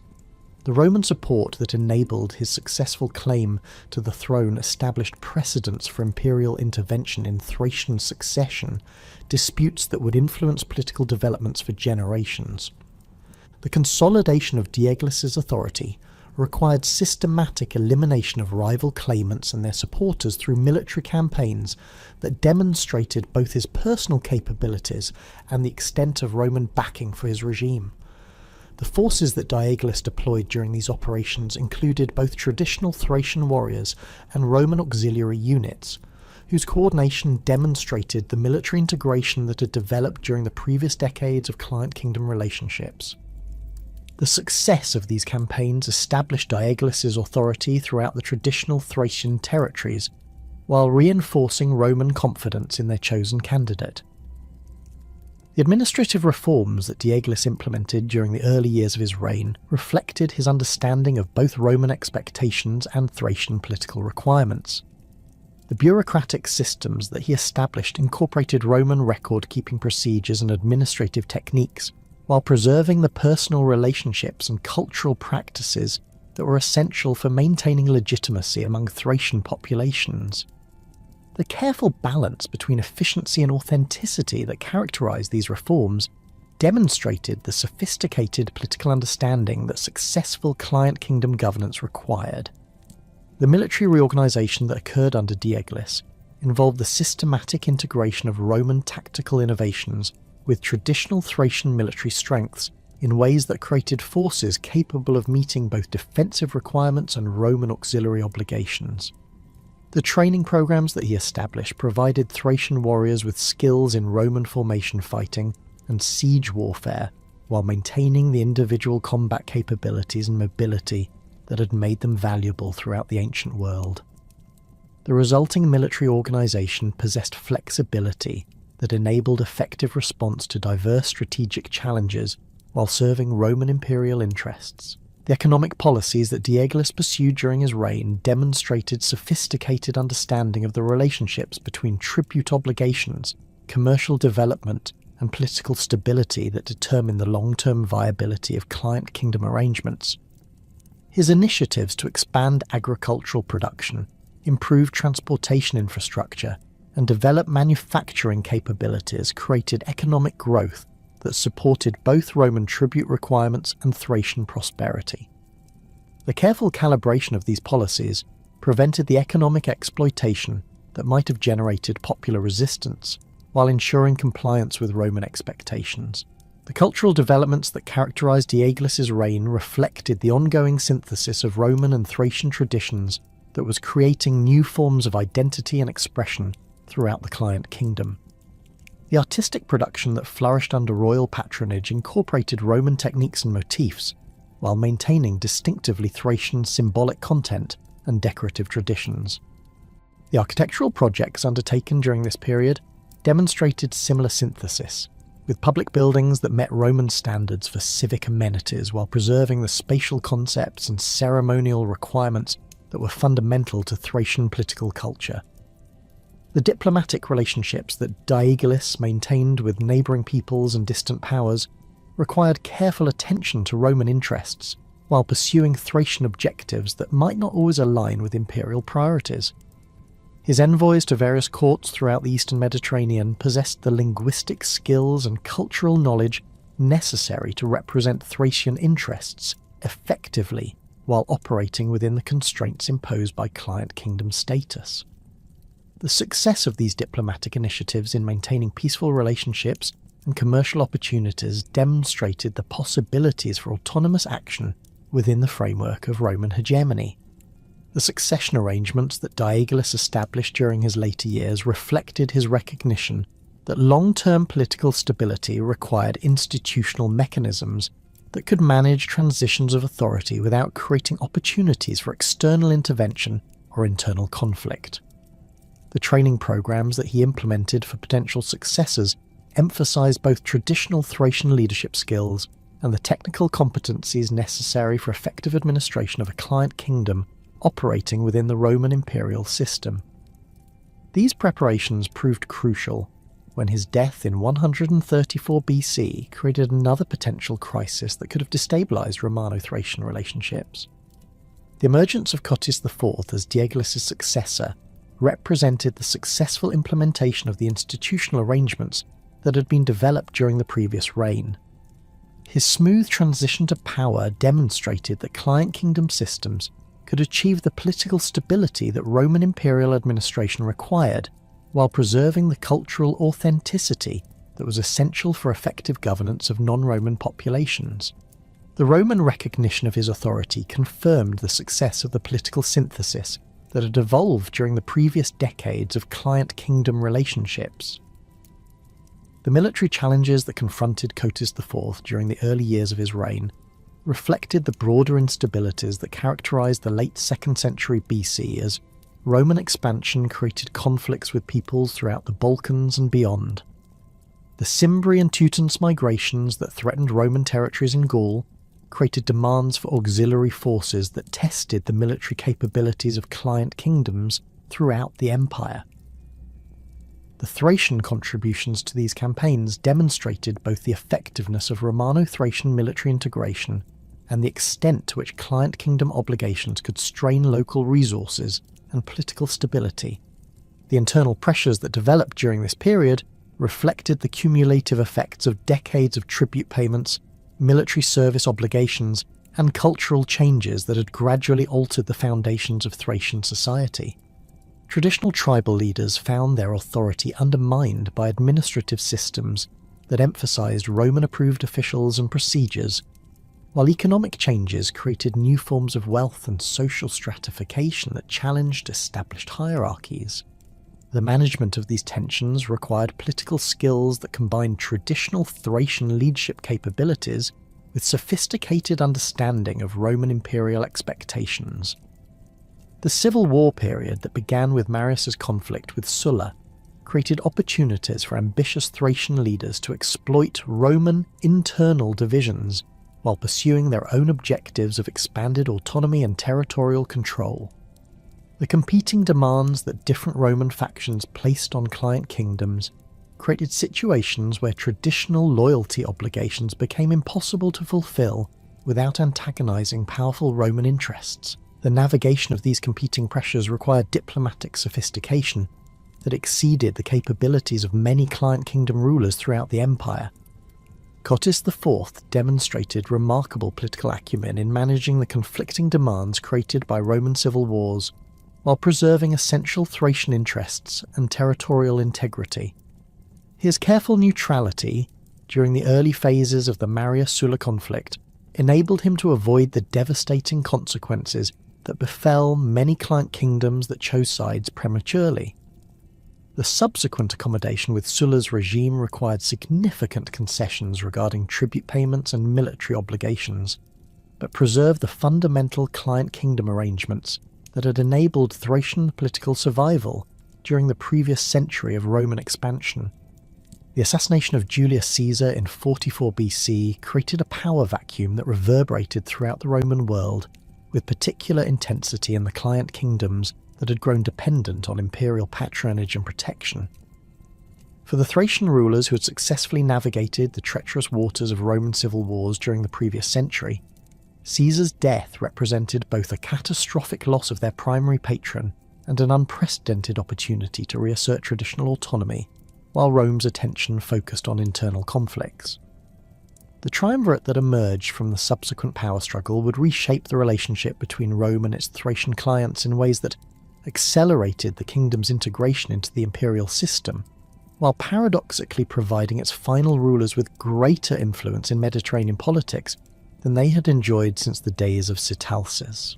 Rhoemetalces I, who had maintained his throne through careful collaboration with Caesar's Gallic and Civil War campaigns, found himself confronting a fundamentally altered political landscape, where previous alliances and obligations had become liabilities rather than assets. The young king possessed both the military experience gained through service in Roman auxiliary forces and the cultural sophistication necessary to navigate the complex diplomatic requirements of the post-Caesar period. His court at Seutopolis had evolved into a cosmopolitan centre, where Roman officials, Greek intellectuals, and traditional Thracian nobles collaborated in governing territories that stretched from the Danube to the Aegean, while maintaining the cultural distinctiveness that legitimised royal authority among indigenous populations.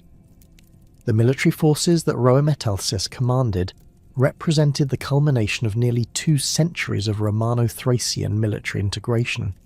His cavalry units retained the mobility and individual fighting skills that had made Thracian horsemen legendary throughout the ancient world, but operated according to Roman organisational principles that emphasised standardised equipment, disciplined formations, and coordinated tactics. The 3,000 mounted warriors who formed the elite core of his army carried Roman-manufactured armour and weapons, while maintaining the curved swords and javelins that remained essential elements of Thracian military identity. Their horses, bred in the river valleys that had supported Thracian cavalry for generations, possessed the stamina and agility necessary for rapid deployment across the varied terrain of the Balkan peninsula. The infantry formations under Rhoemetalces' command demonstrated similar synthesis of Roman and Thracian military traditions.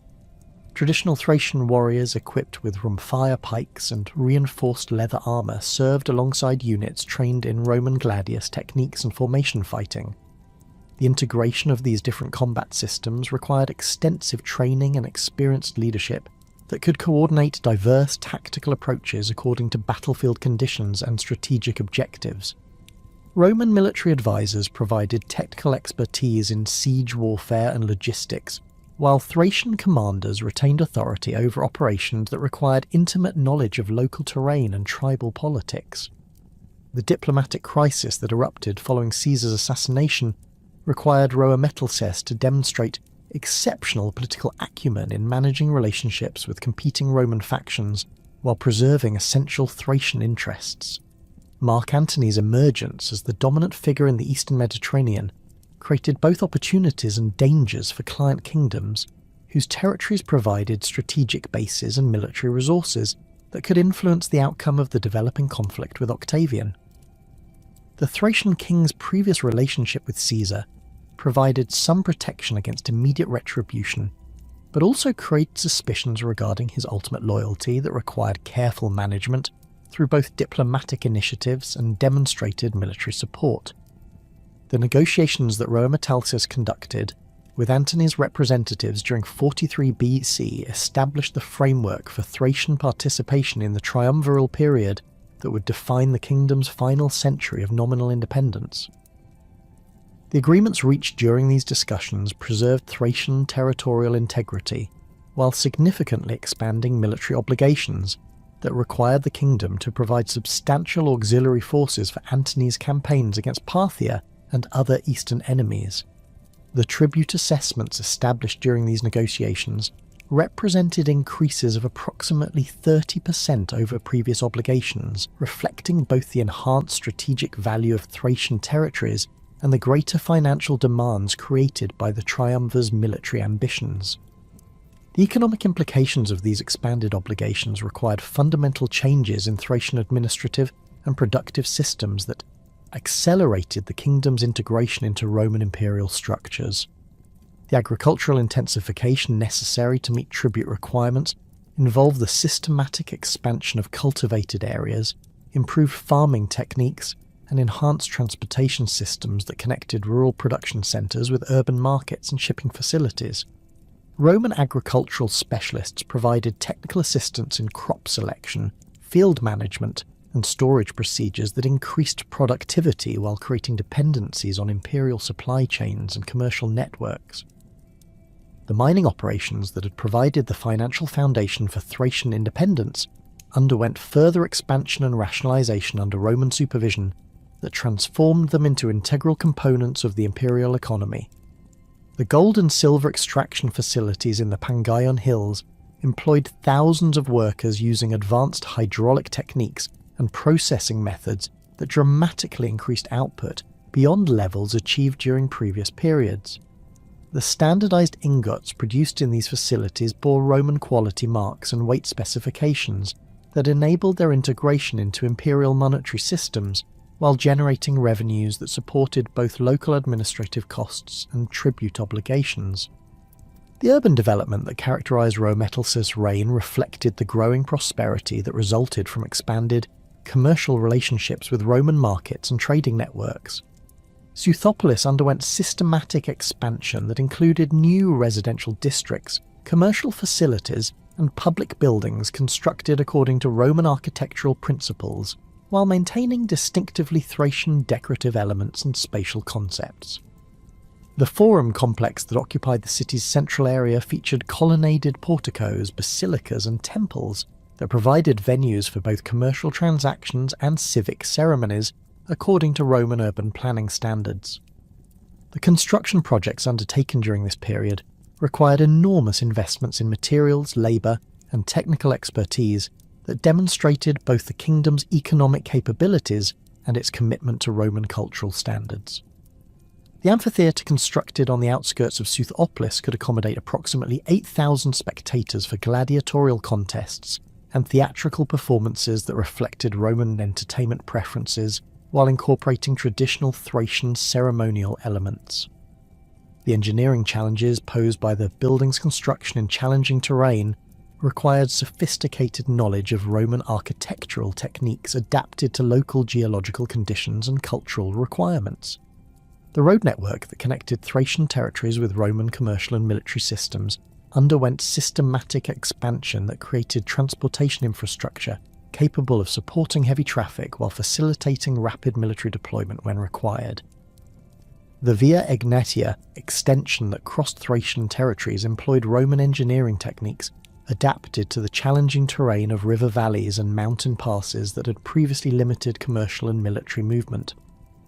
The construction of bridges, tunnels, and paved surfaces required investments that exceeded the kingdom's independent financial capabilities, necessitating Roman technical assistance and funding that created additional dependencies on imperial resources and expertise.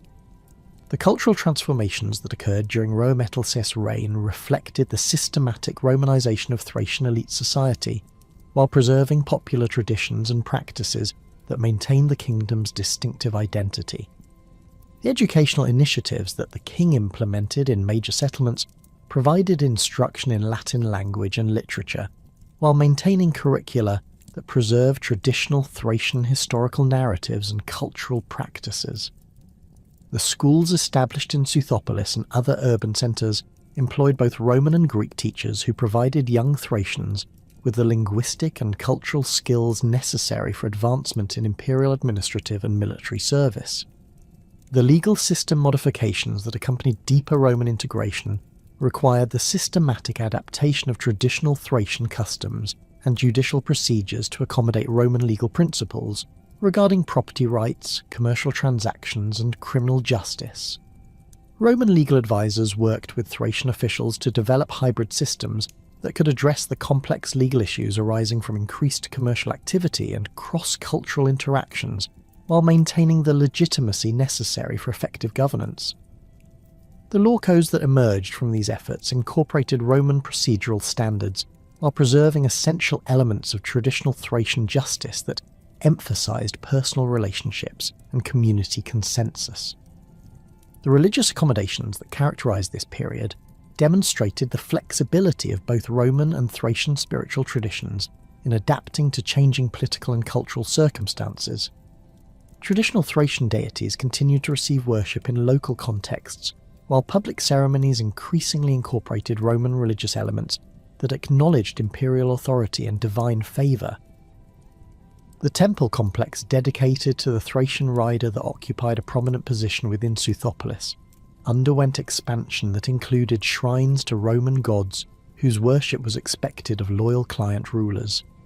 The synthesis that emerged from these religious developments created spiritual frameworks that satisfied both Roman political requirements and Thracian cultural needs without generating the conflicts that might have undermined political stability. The participation of Thracian forces in Antony's eastern campaigns provided Rhoemetalkes with opportunities to demonstrate his kingdom's military value, while gaining access to the enormous wealth that successful operations against Parthia and other enemies could generate. The 5,000 cavalry and 8,000 infantry that the kingdom contributed to these campaigns represented substantial portions of its total military capabilities, but the potential rewards from victory justified the risks involved in such extensive commitments. The Thracian contingents that served in Armenia, Syria, and Mesopotamia gained valuable experience in desert warfare, siege operations, and coordination with diverse allied forces that enhanced their capabilities for future operations. The logistical challenges posed by these distant campaigns required unprecedented coordination between Thracian and Roman administrative systems that accelerated the kingdom's integration into imperial structures while demonstrating its capacity for complex military operations. The supply lines that supported Thracian forces operating thousands of miles from their homeland required careful planning and substantial resources that tested the kingdom's organisational capabilities while creating new forms of dependence on Roman logistical networks and financial support. The Battle of Actium in 31 BC created a political crisis that threatened to destroy the careful balance that Rhoemetalkes had maintained between competing Roman factions throughout the triumviral period.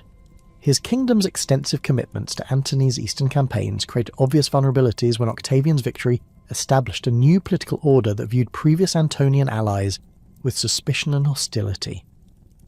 The rapid diplomatic initiatives that Rhoemetalkes launched following news of Actium demonstrated both his political acumen and his recognition that survival required immediate accommodation with the emerging Augustan regime. The negotiations that Rhoemetalkes conducted with Octavian's representatives during the months following Actium required careful attention to both practical considerations regarding military capabilities and symbolic issues involving loyalty and legitimacy. The Thracian king's previous service with Caesar provided some protection against immediate retribution, while his kingdom's strategic location and military resources offered valuable assets that the new regime could exploit for its own purposes.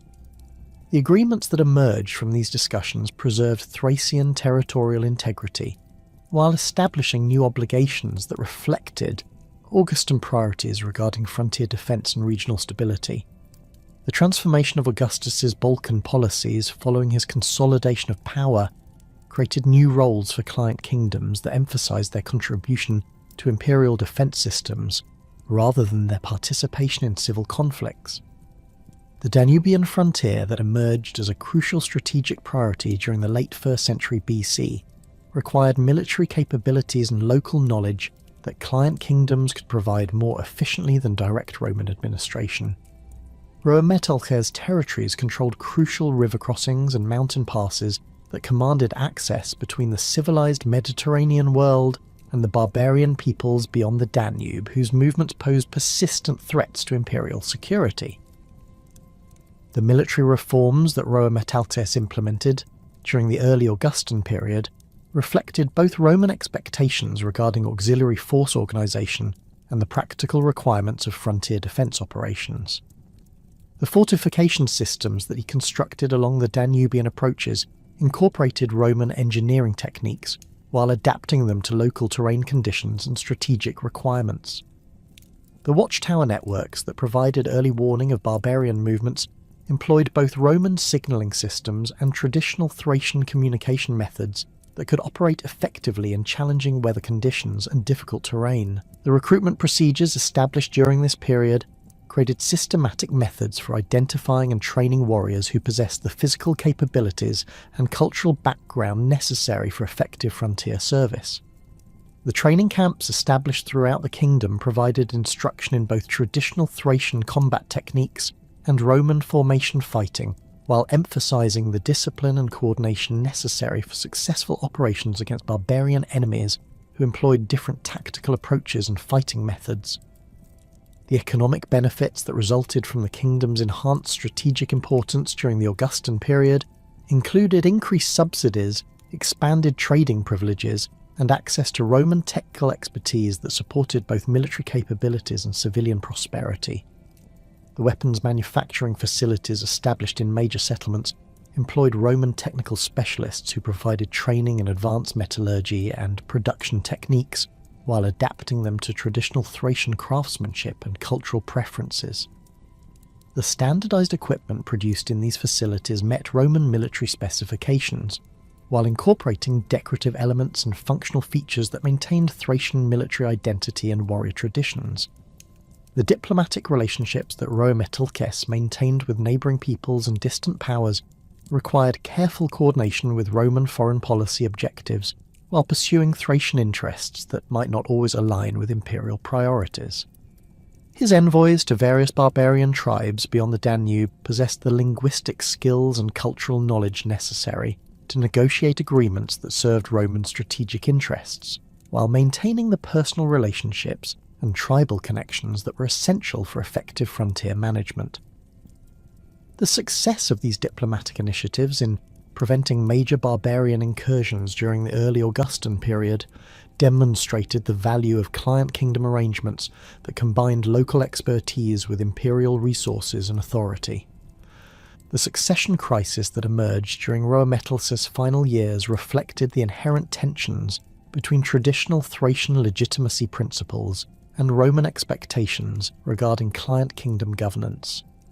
His sons Rhascuporus and Cotys possessed different qualifications and political orientations that created competing claims based on both hereditary rights and demonstrated loyalty to Roman interests.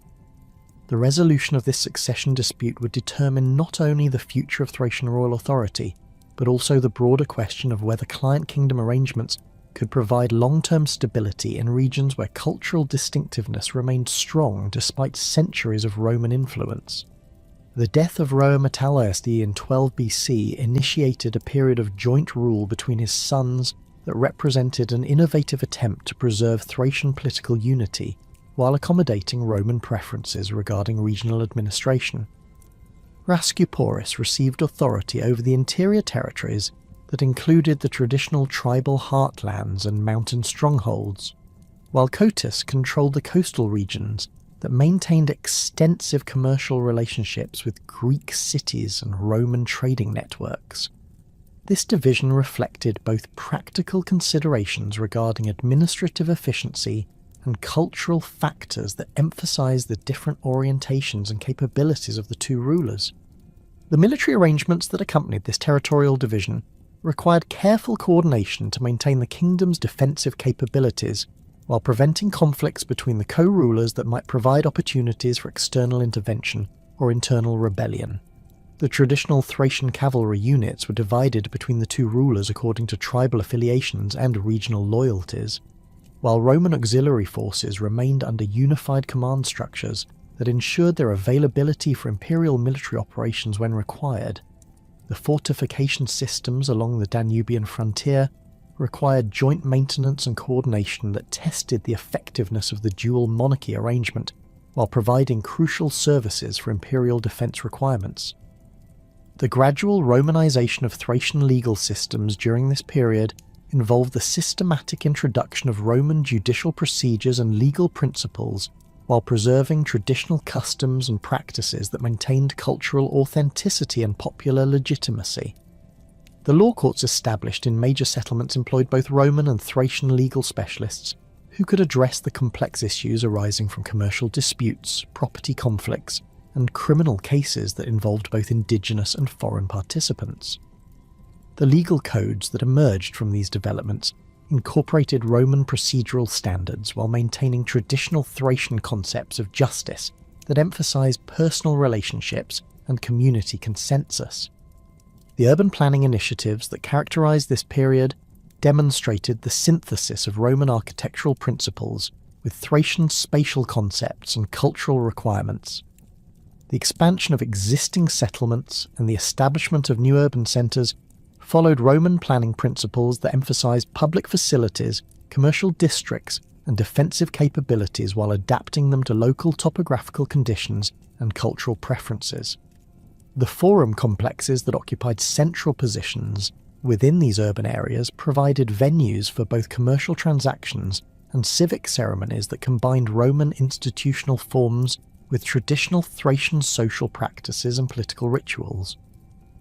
The final annexation of the Thracian territories under Claudius in 46 AD represented the culmination of a gradual process of integration that had transformed the kingdom from an independent political entity into a component of the Roman imperial system. The immediate catalyst for this transformation was the assassination of Cotys by his brother Rhascuporis, whose actions violated both traditional Thracian succession practices and Roman expectations regarding client kingdom stability. The crisis that resulted from this fraternal conflict provided Claudius with both the justification and the opportunity to implement direct Roman administration throughout territories that had maintained nominal independence for over 2 centuries.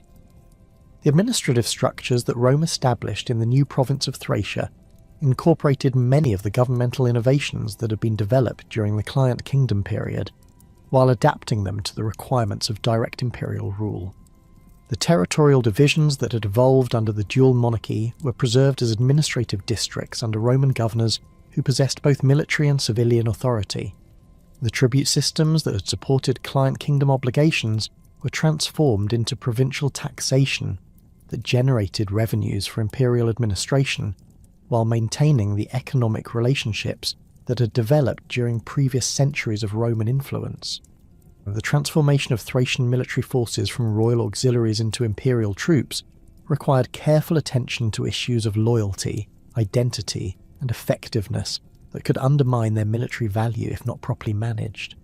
The cavalry units that had served Thracian kings for generations were reorganized as regular auxiliary cohorts under Roman command structures, while preserving the essential characteristics that had made them valuable throughout the ancient world. The recruitment procedures established for these units emphasized traditional Thracian warrior families, while providing training that combined indigenous combat skills with Roman tactical formations and disciplinary standards. The transformation of the Thracian territories from an independent kingdom into a Roman province marked not an ending, but a metamorphosis that would preserve and transmit Odrysian cultural achievements through subsequent centuries of imperial rule.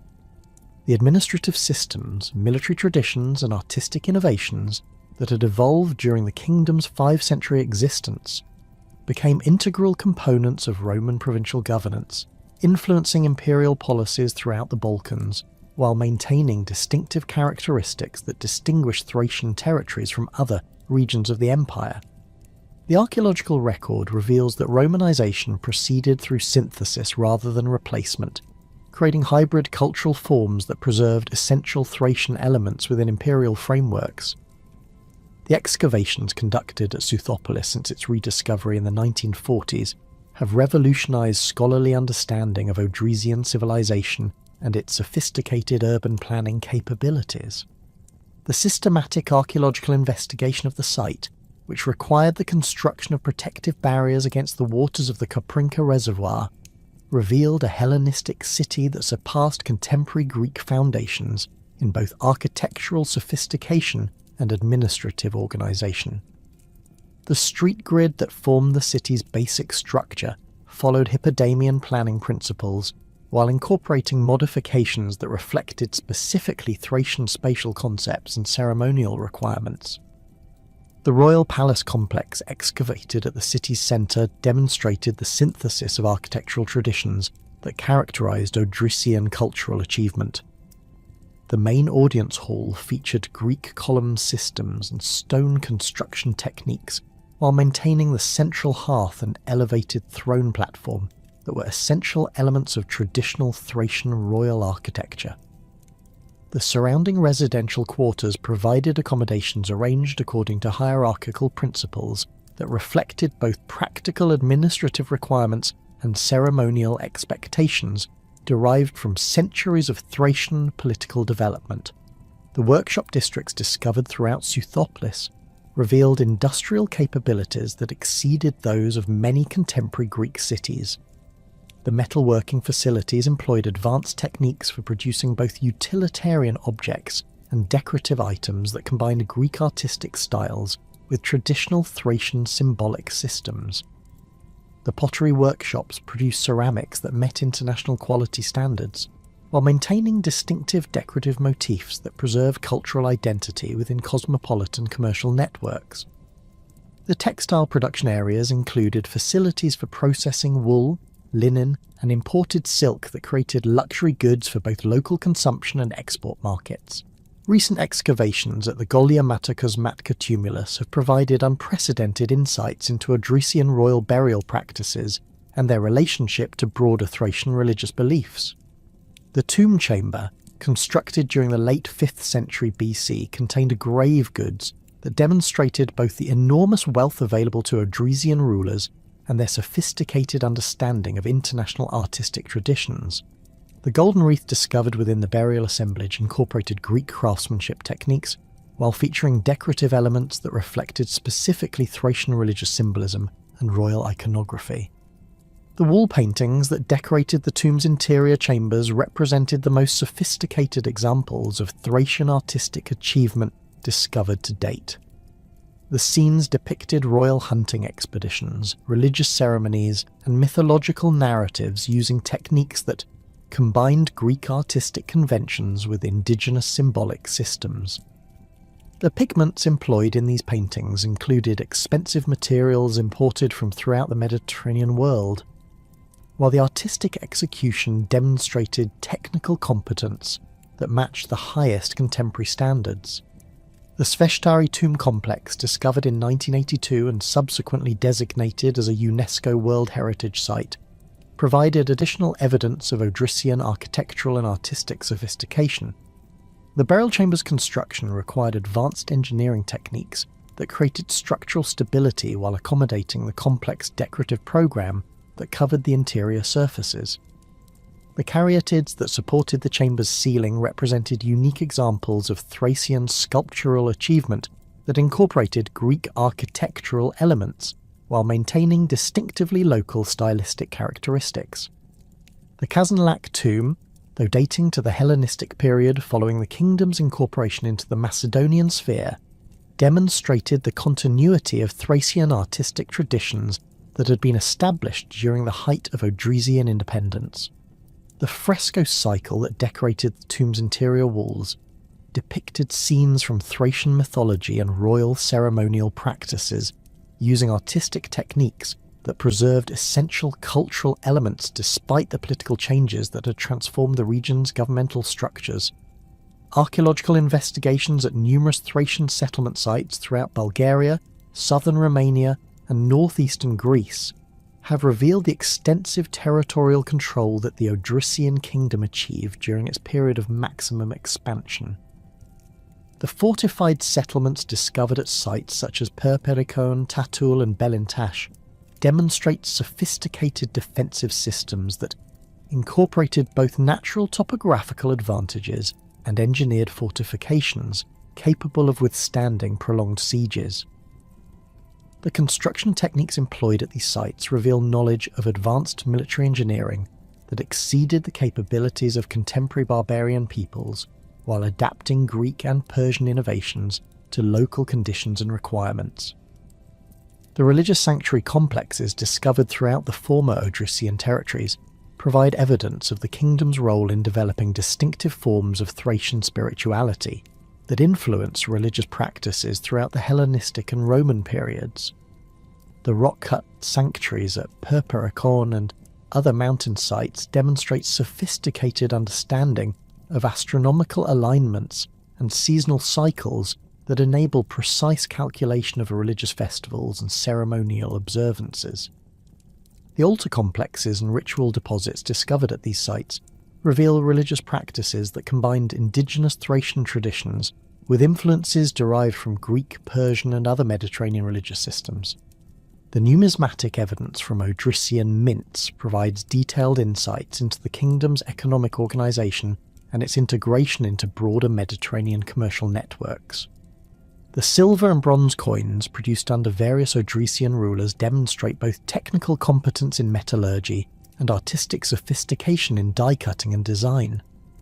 The standardized weights and purity levels of these coins enabled their acceptance throughout the Hellenistic world, while the distinctive iconographic programs reinforced royal authority and cultural identity among local populations.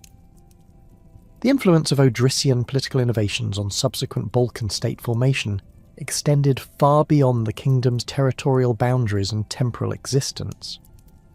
The administrative systems that Odrysian rulers developed for governing diverse populations across extensive territories provided models that influenced Roman provincial organisation throughout the Balkans.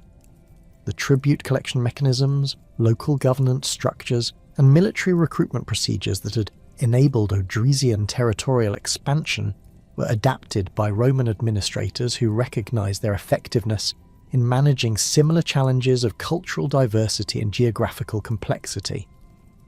The client kingdom arrangements that Rome established with various Balkan peoples during the imperial period reflected lessons learned from the successful integration of Thracian territories under Odrysian rule, the preservation of local leadership structures within imperial frameworks, the accommodation of indigenous cultural practices within Roman legal systems, and the integration of traditional military capabilities into imperial defence strategies all demonstrated the continued relevance of Odrysian governmental innovations centuries after the kingdom's formal dissolution.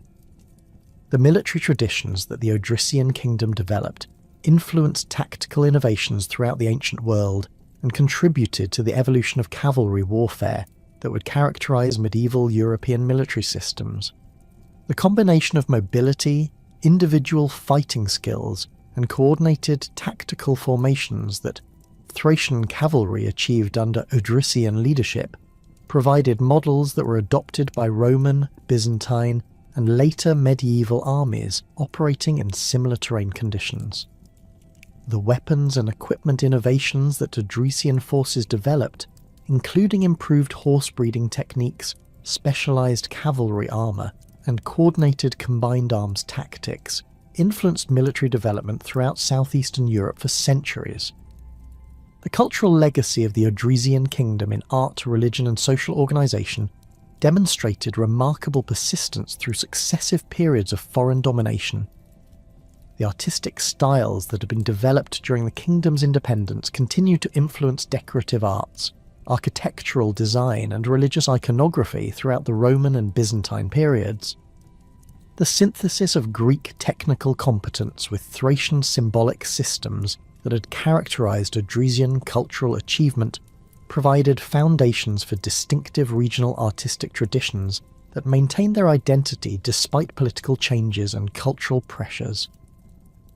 The religious practices that had evolved under Odrysian patronage continued to influence spiritual life throughout the former kingdom's territories long after the formal adoption of Christianity. The cult of the Thracian rider, which had represented the ideal of warrior nobility in traditional Thracian society, adapted to Christian contexts while preserving essential symbolic elements that maintained continuity with pre-Christian religious traditions.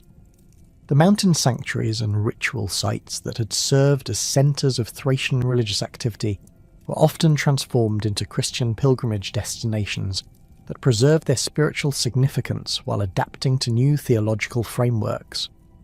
The social organisation principles that the Odrysian Kingdom had developed for integrating diverse tribal groups into unified political structures influenced community organisation throughout the Balkans during subsequent historical periods. The emphasis on personal loyalty relationships, the accommodation of local customs within broader governmental frameworks, and the preservation of traditional leadership roles within centralised administrative systems provided models for managing cultural diversity that proved relevant during the medieval period, when new political entities emerged from the collapse of imperial authority. The Odrysian Kingdom's position as a cultural bridge between Greek, Macedonian and Roman civilizations in southeastern Europe represented perhaps its most significant historical contribution. The kingdom's location at the intersection of major trade routes, its control of crucial mountain passes and river valleys, and its role as intermediary between the civilized Mediterranean world and the barbarian peoples beyond the Danube, created unique opportunities for cultural exchange and synthesis that influenced development throughout the region.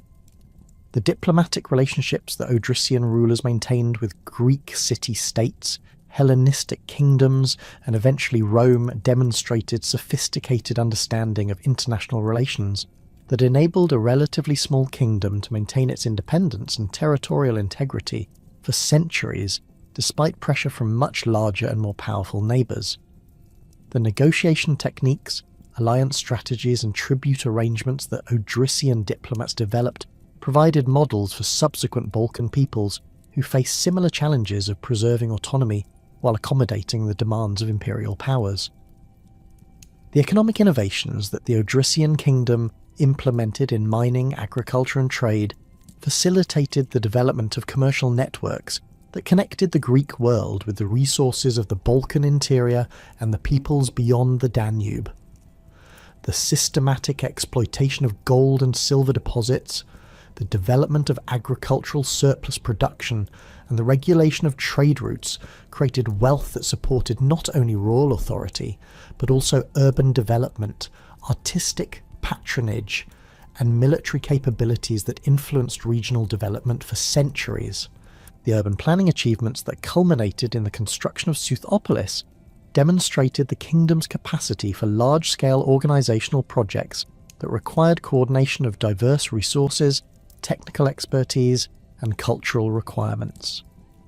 The city's design incorporated the most advanced contemporary urban planning principles, while adapting them to local conditions and cultural preferences in ways that created distinctive architectural traditions that influenced subsequent urban development throughout the region.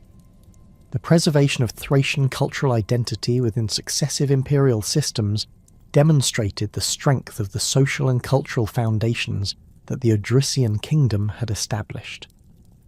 Despite centuries of Roman rule, Byzantine administration, and later Ottoman domination, essential elements of Thracian culture persisted in language, customs, religious practices, and artistic traditions that maintained their distinctiveness while adapting to changing political circumstances.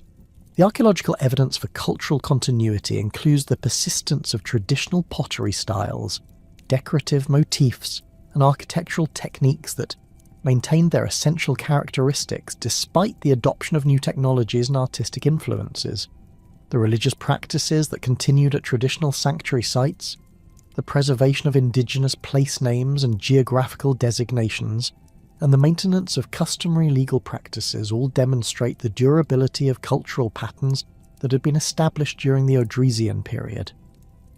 The influence of Odrysian cultural achievements on the broader development of European civilization extended beyond the kingdom's immediate geographical boundaries through the migration of peoples, the transmission of artistic techniques, and the preservation of historical narratives that maintained awareness of Thracian contributions to ancient political and cultural development. The integration of Thracian military traditions into Roman imperial forces facilitated the spread of tactical innovations and cultural practices throughout the empire, while the preservation of Thracian artistic styles in provincial workshops influenced decorative arts production in regions far from the original Thracian homeland. The scholarly rediscovery of Odrysian civilization during the 20th century revolutionized understanding of ancient Balkan history and demonstrated the sophistication of non-Greek and non-Roman political and cultural achievements in southeastern Europe.